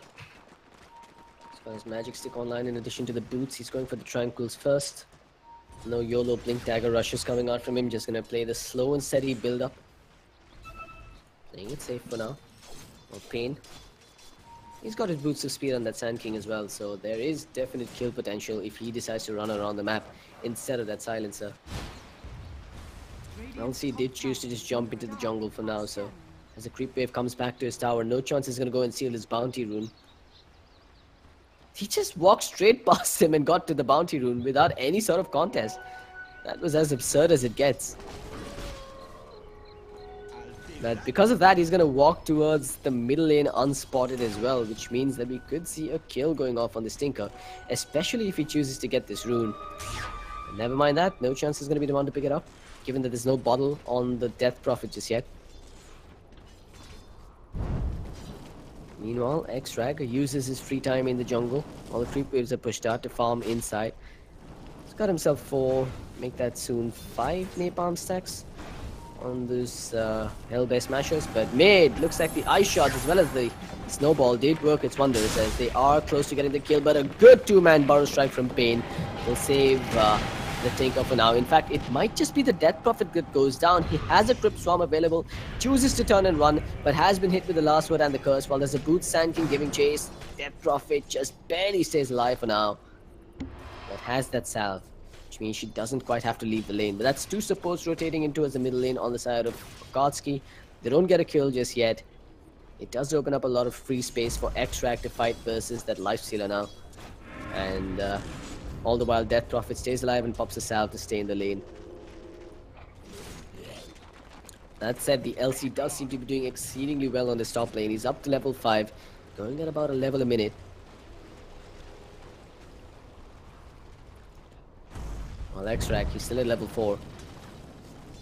He's in fact probably going to go down here. He's popped that Firefly a tad bit too early and needs to find the right direction to get on out to. He doesn't have a TP to work with. Oh, he's committed to his death there. There's almost no way he's going to get out of this, as the Sand King does have those boots and can give chase. X-Drag Running south. Is he actually going to survive this? Yeah, looks like he is. Pain wants the bounty rune instead. Maybe not though, because Tinker's going to walk past him. What the hell is this? This is next level space creation. There's even a TP coming forward from the Sand King as Acrid is finally going to get hit with a Burrow Strike. But the infused raindrops, they might just save him through this all. No, they won't. It's going to be first blood in favor of the Tinker. After a long and winded chase that even cost Pain a TP.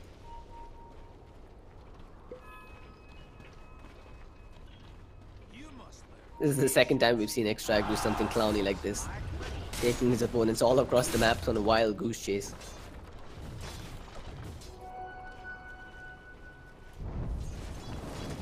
Extract though, back in the lane before the supports can reach back there. As he started pushing once again and forces the lifestealer back under his tower while he can move into the jungle to get some bonus farm.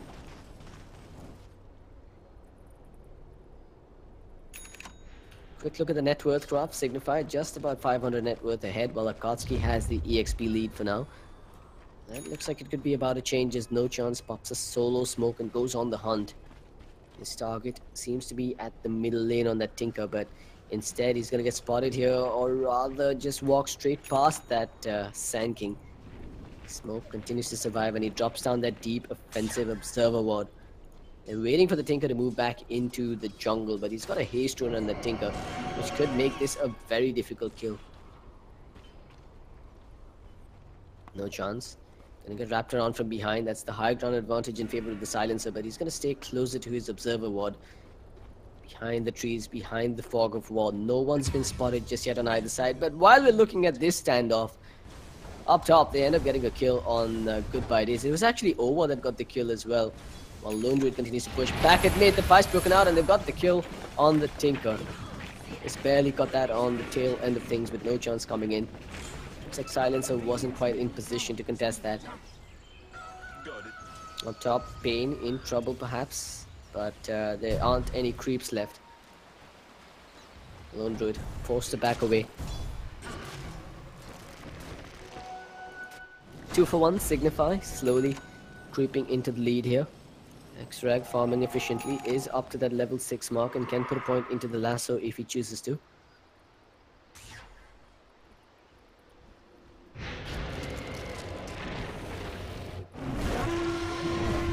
Meanwhile on the top lane once again, that Orb of Venom Slow really starting to cause all sorts of problems here for the Legion Commander.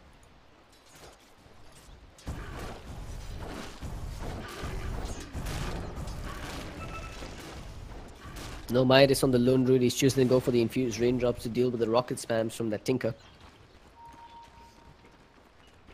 Eventually, I assume he's going to go for the Mask of Madness once again, although I'm not entirely convinced on that as an item choice this game. At bottom, we're thinking of going on No Chance, but No Chance has backup in the form of that Batrider. He's still holding on to the skill point until he absolutely needs it. At mid, looks like the Death Prophet has essentially dominated his lane once again. 59 and 20 versus the 31 and 5 on the Tinker. Looks like it's time to pop another smoke here for No Chance and Over. Extract is going to be joining the party as well, but this has been spotted. There was a ranged observer board placed up there.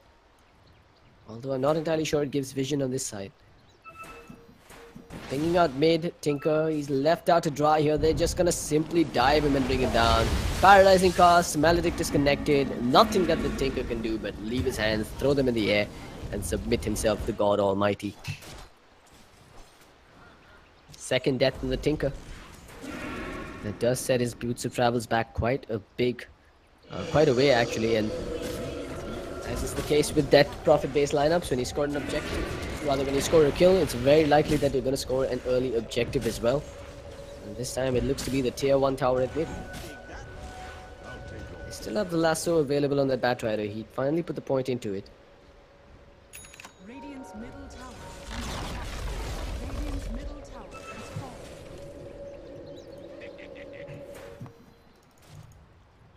I'm not sure if something's bugging out or if he's just not putting that one pending skill point into any spells here.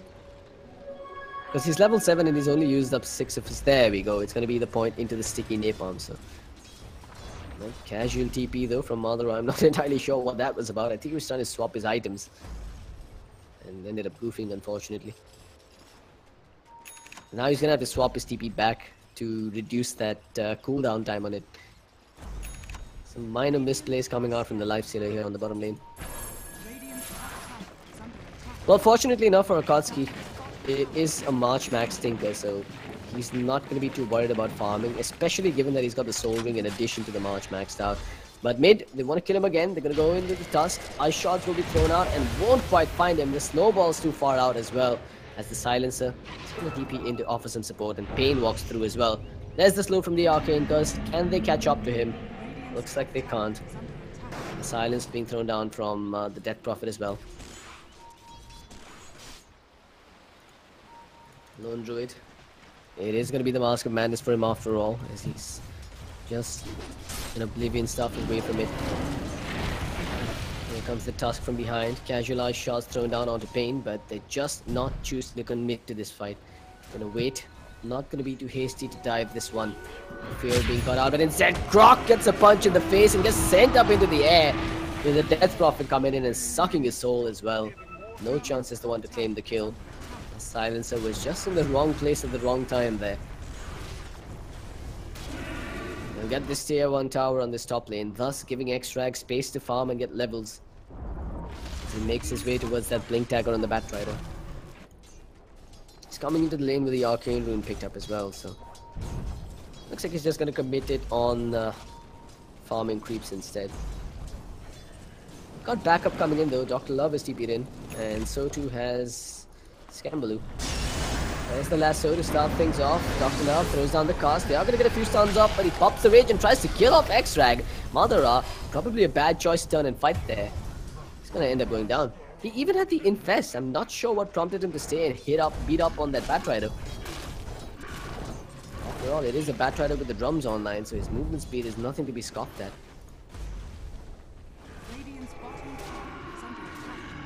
Pain knows that there's nothing he can do in the face of this lone dude beating up on his tier 1 tower, especially with the Batrider and the Witch Doctor in the vicinity. No chance is going to head towards the bottom side of the map as well. But Crowley keeps farming on the middle lane. Building closer to what I would assume is the Yules. Yeah, never mind, he's actually got the Yules online already. How's the LC looking in terms of item progression? He's got his phase boots and is making progress towards his Blink Dagger. It's not the worst situation for him, but this is when Lone Druid really starts to shine, and this is something that Signify have already shown prowess with in Game 1. As soon as they get their first few items on the Lone Druid and a couple of ancillary items on that Batrider, they go for tower after tower, and this time they've got a Death Prophet to help out as well. Akatsuki look like they do want to contest this, but I really don't see how they're going to do so.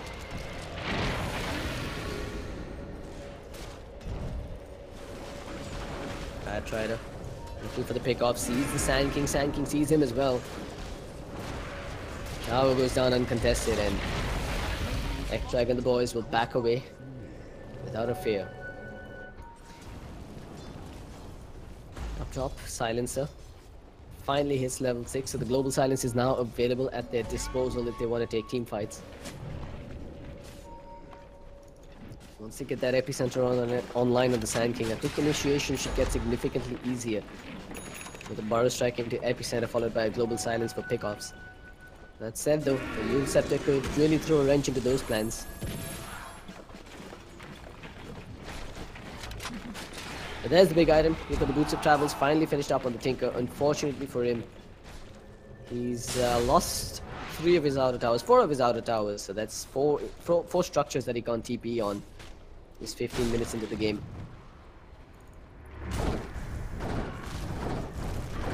LD is going for the Maelstrom this game. He's going to accelerate his farm rate and damage output with that pickup. No Pain and Goodbye Days. Still going on the hunt here. I think it's in Goodbye Days' best interest to just continue farming till he gets that Blink Dagger before making any plays. I believe we're going to see a full Veil finished up. No, it's actually a Hood of Defiance that's coming out on the Death Prophet. So she's prioritizing survivability over damage, which does seem like the right thing to do. They are going to need a pipe to push into that Tinker, so you might as well start building it early.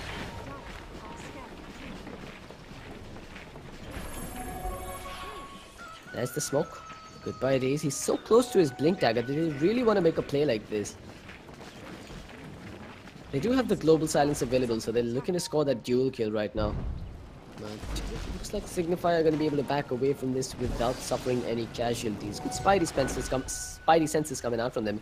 And now they're actually going to walk in from the low ground. So they've been spotted. The ward gets dropped. There's the Burrow, the duel. They will get a global silence off as well. A lot committed for one kill on the Witch Doctor. And now they're going to have to make a run for it as the chase is on. The drums have been popped. They're going for the big kills. Meanwhile, on the front lines, you've got the Yule set up onto Madara. The silence comes out. The exorcism's popped as well as the Spirit Siphon. Madara, he's taken a beating while Ektrag finished up in pain behind.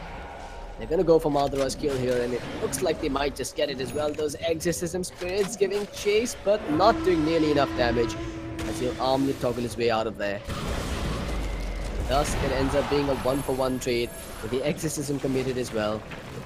However, the Global Silence is now down for a while, and I believe Scambaloo and the crew could take an objective, either Roshan or this tier 2 tower on the top lane. Batrider with a blink, finds the Tinker. The press the attack cancels it out, however. With the March spams being laid on the floor, this is a tough nugget to crack.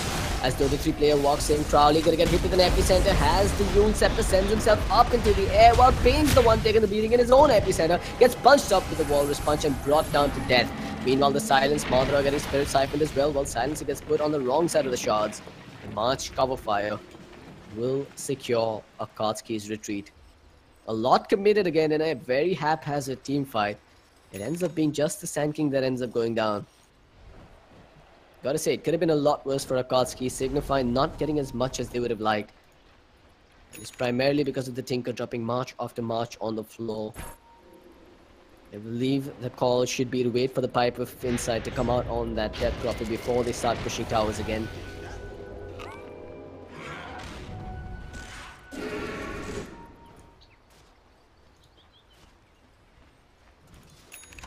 Tinker. His blink dagger is almost complete, and the blink on the LC is online as well, so they're probably going to look to pop another smoke and make an infest bomb play once again.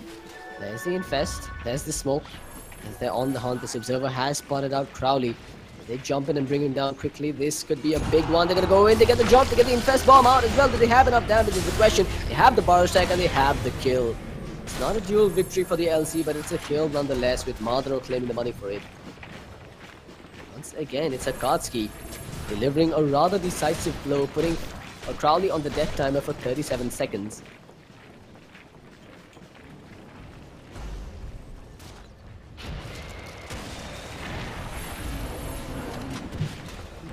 Looks like they are going to contest anyway. Despite the Tinker spamming out the March cover fire and the rockets, they can't take this tower, Akatsuki.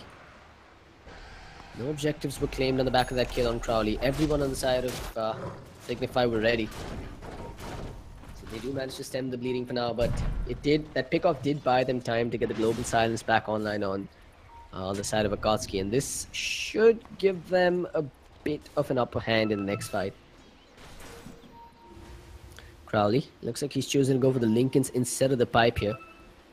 Just gonna ensure that he's safe versus that LC instead. But Madara, an eye for an eye, they say, as they jump him and bring him down. Or do they? It's taken a lot of commitment, but they get the kill nonetheless. They actually brought the LC down as well as the Life Stealer there. 2 down on the side of Akatsuki, and unlike their opponents, Signify will take an objective on the back of this. Despite the march hitting them in the face, it's just going to go back and forth. Jumping down this tier 2 tower.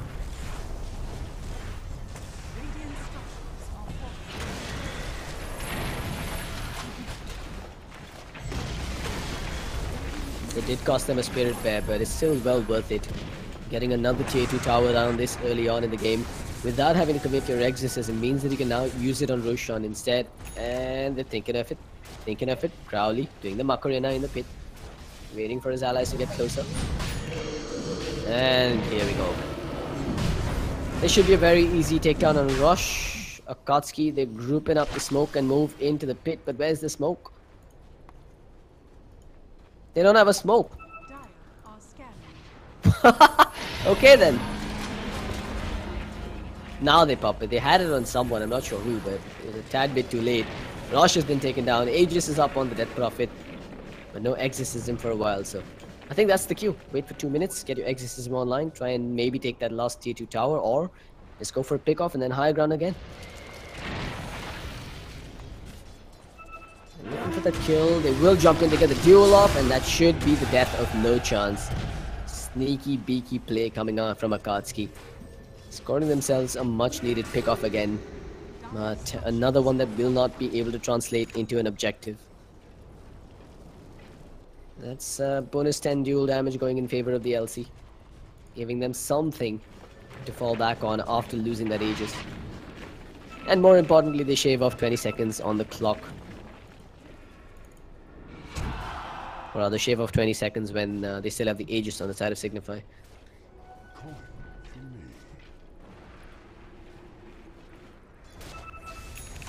Extract has his 4-staff online in addition to that blink dagger for now. Well, looking at a blade mail coming out on the LC.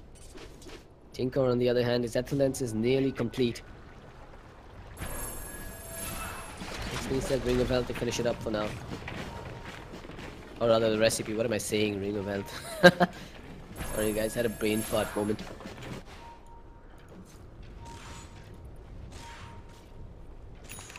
I'm still not entirely sure about that Lincoln's pickup on the Death Prophet. While I completely agree with its necessity in the face of the LC, I'm wondering if a pipe versus the March was a higher priority item this game.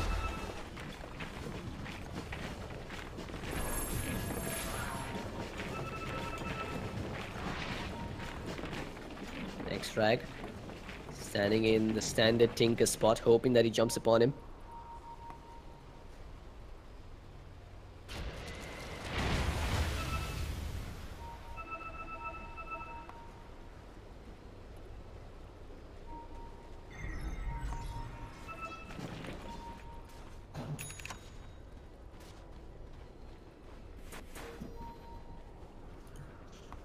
That calm before the storm where the entirety of Signify is now ready to battle down that top tier 2 tower, the last remaining outer tower. Indeed, they're gonna go for it.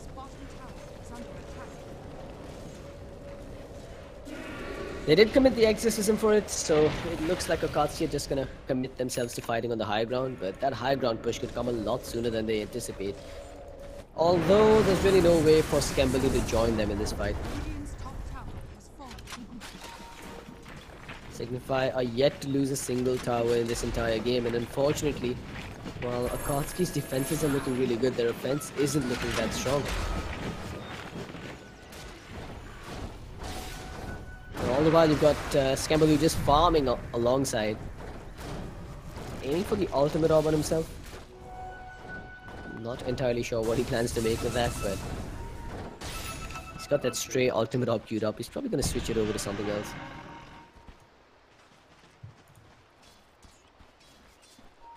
Almost got the Greaves finished up on no chance. I think that's what they're going to wait for on the side of Signify before pushing again.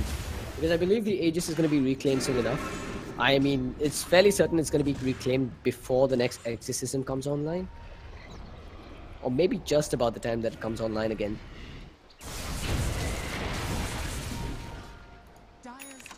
Next drag.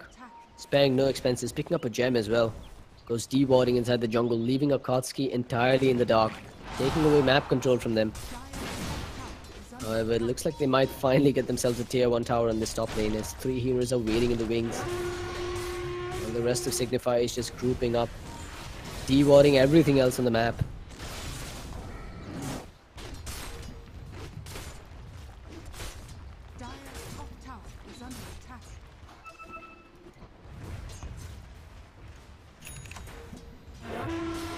It's going to be a free tier 1 tower taken away by Akatsuki. Finally, some much needed gold goes in their favor.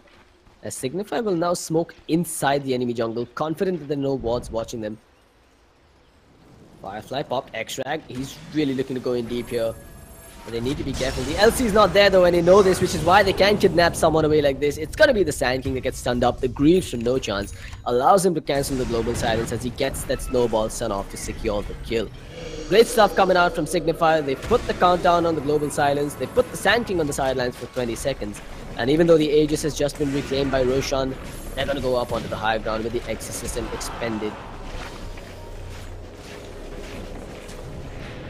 Just a little wiggle room is all it really takes for Signify to shove the knife in deep and twist it. There's the jump in with the duel. They've jumped in upon No Chance. They will get the skill on the Tusk. And it will be a duel victory going up to the LC, but he's going to end up dying next, as it will be the Exorcism and the Spirit Siphon that are causing all kinds of havoc here. Madara goes down next, being given a double kill over to Crowley, while the silence comes out onto the Sand King. This base is just in turmoil. Scambaloo, he just razor sharp focus on the barracks, on the buildings, takes down the racks and puts Signify in the driver's seat here 26 minutes in. Akatsuki. And now playing with 2 lanes of barracks down and are 1 step away from dropping down to the Challengers League, while Signify are on the threshold of the Masters, where they'll now be playing with the big boys. The ESL India Premiership. But it ain't over till the fat lady sings, and when you've got a Tinker to hold your high ground, you can never really count out this team. One small mistake is all it really took. They saw the LC up top. They saw that it would take him a while to TP in. Extract commits with the lasso on the first target he can find, and after the global silence was popped, No Chance shrugs it off and follows up with the stun. With the global silence down, then Exorcism gets popped immediately, and they end up taking 2 lanes of barracks. Signify. Truly a force to be reckoned with here. With some quick and disciplined decision making.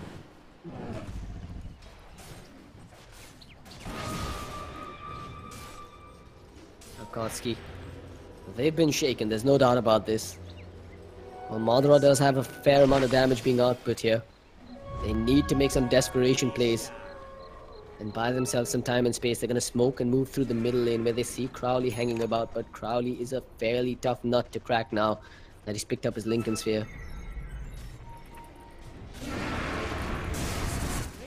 Instead, it looks like Signify are going to dodge this gank in its entirety, sticking as a 5-man unit. Well, Akatsuki have just gone on a completely wild goose chase here, even dropping a scan deep inside here somewhere before moving to the bottom lane. That's a wasted rotation coming out from them, but LC wants to take his courier along to the top lane with him to try and make something happen, but little does he know he's going up against the entirety of Signify, who've now come to take his shrine.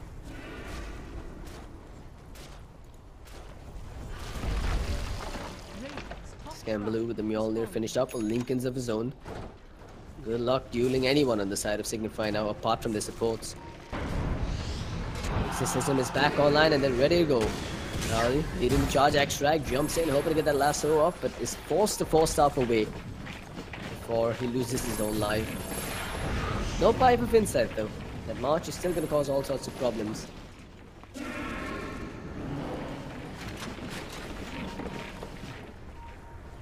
Got about 3,700 gold on Crowley, but it looks like he's just gonna go pick up a plate mail by the looks of it. Nope, it's a BKB. It's to hell with the pipe, he says. He's just going full on magic immunity here instead of magic resistance.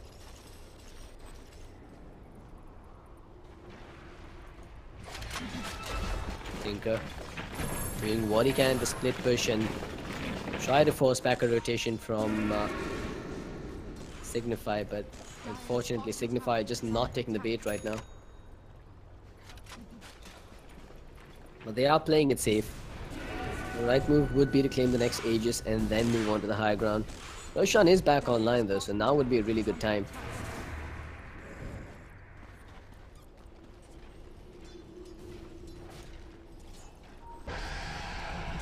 They've still got that gem to work with, but unfortunately Extract hasn't moved into the middle lane, so they haven't seen this ward on the floor here.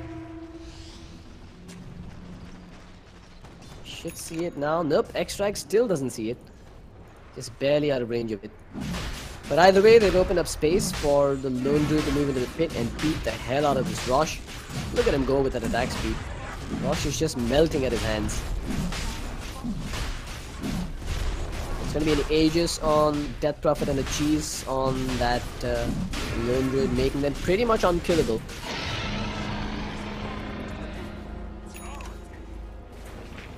Akatsuki. This is going to be the hardest defense of this game. If they can pull it off, we'll see some signs of life and a possible recovery coming out. But when you're playing with a 26,000 net worth deficit and a 25,000 EXP deficit, asking for a comeback is a very tall order.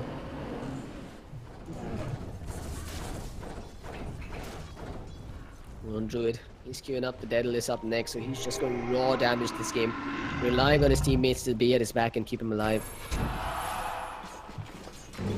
Meanwhile, the entrance is coming from the middle lane. Extract jumps in, gets the lasso. The global silence gets popped immediately, but the BKB is popped in return by Crowley. He's on the front lines with the Exorcism and the Spirit Siphon going to work. They're doing a lot of damage, but no one's died just yet. That's about to change as the snowball comes in, bringing them forward. No one has died just yet. This is an absolutely absurd fight. But Elsie goes down. He dies back immediately. Madro hits the deck next, giving a double kill over the Crowley. He still has that Aegis. He actually popped the cheese. The Aegis is not on him. It's on someone else. Pain's going to go down to the hands of this Exorcism with Crowley still standing on the front lines. Gets himself a triple. Is going for the Ultra. But decides not to dive the fountain. Instead, Crow walks into him and gives up his life. There's the cancel on the Blink Dagger. This might just be the Rampage. Give it to Crowley, says Signify. They're gonna give it over to him. It's a Rampage for Crowley's Death Prophet, as Signify ends this game in style to secure their slot in the Masters League. Akatsuki, on the other hand, unfortunately for them, they're gonna be dropping down to the challengers, and they're gonna go back to the grind. Big congratulations to Signify. It's been an absolute pleasure casting these matches for you folks. If you've enjoyed, of course, don't forget to hit the follow button on ESL India Premiership's YouTube channel or like their page on Facebook. You can also find the team Signify's at SignifyGG on Twitter and on Facebook. Akatsuki, unfortunately, I'm not sure where they are. If someone in the chat does know their links, please do drop it. I'm at CloudX, that is the real CloudX on Facebook and Twitter, and don't forget to follow us on afkgaming.com as well. I'll see you guys next time. Have a great night and enjoy TI7.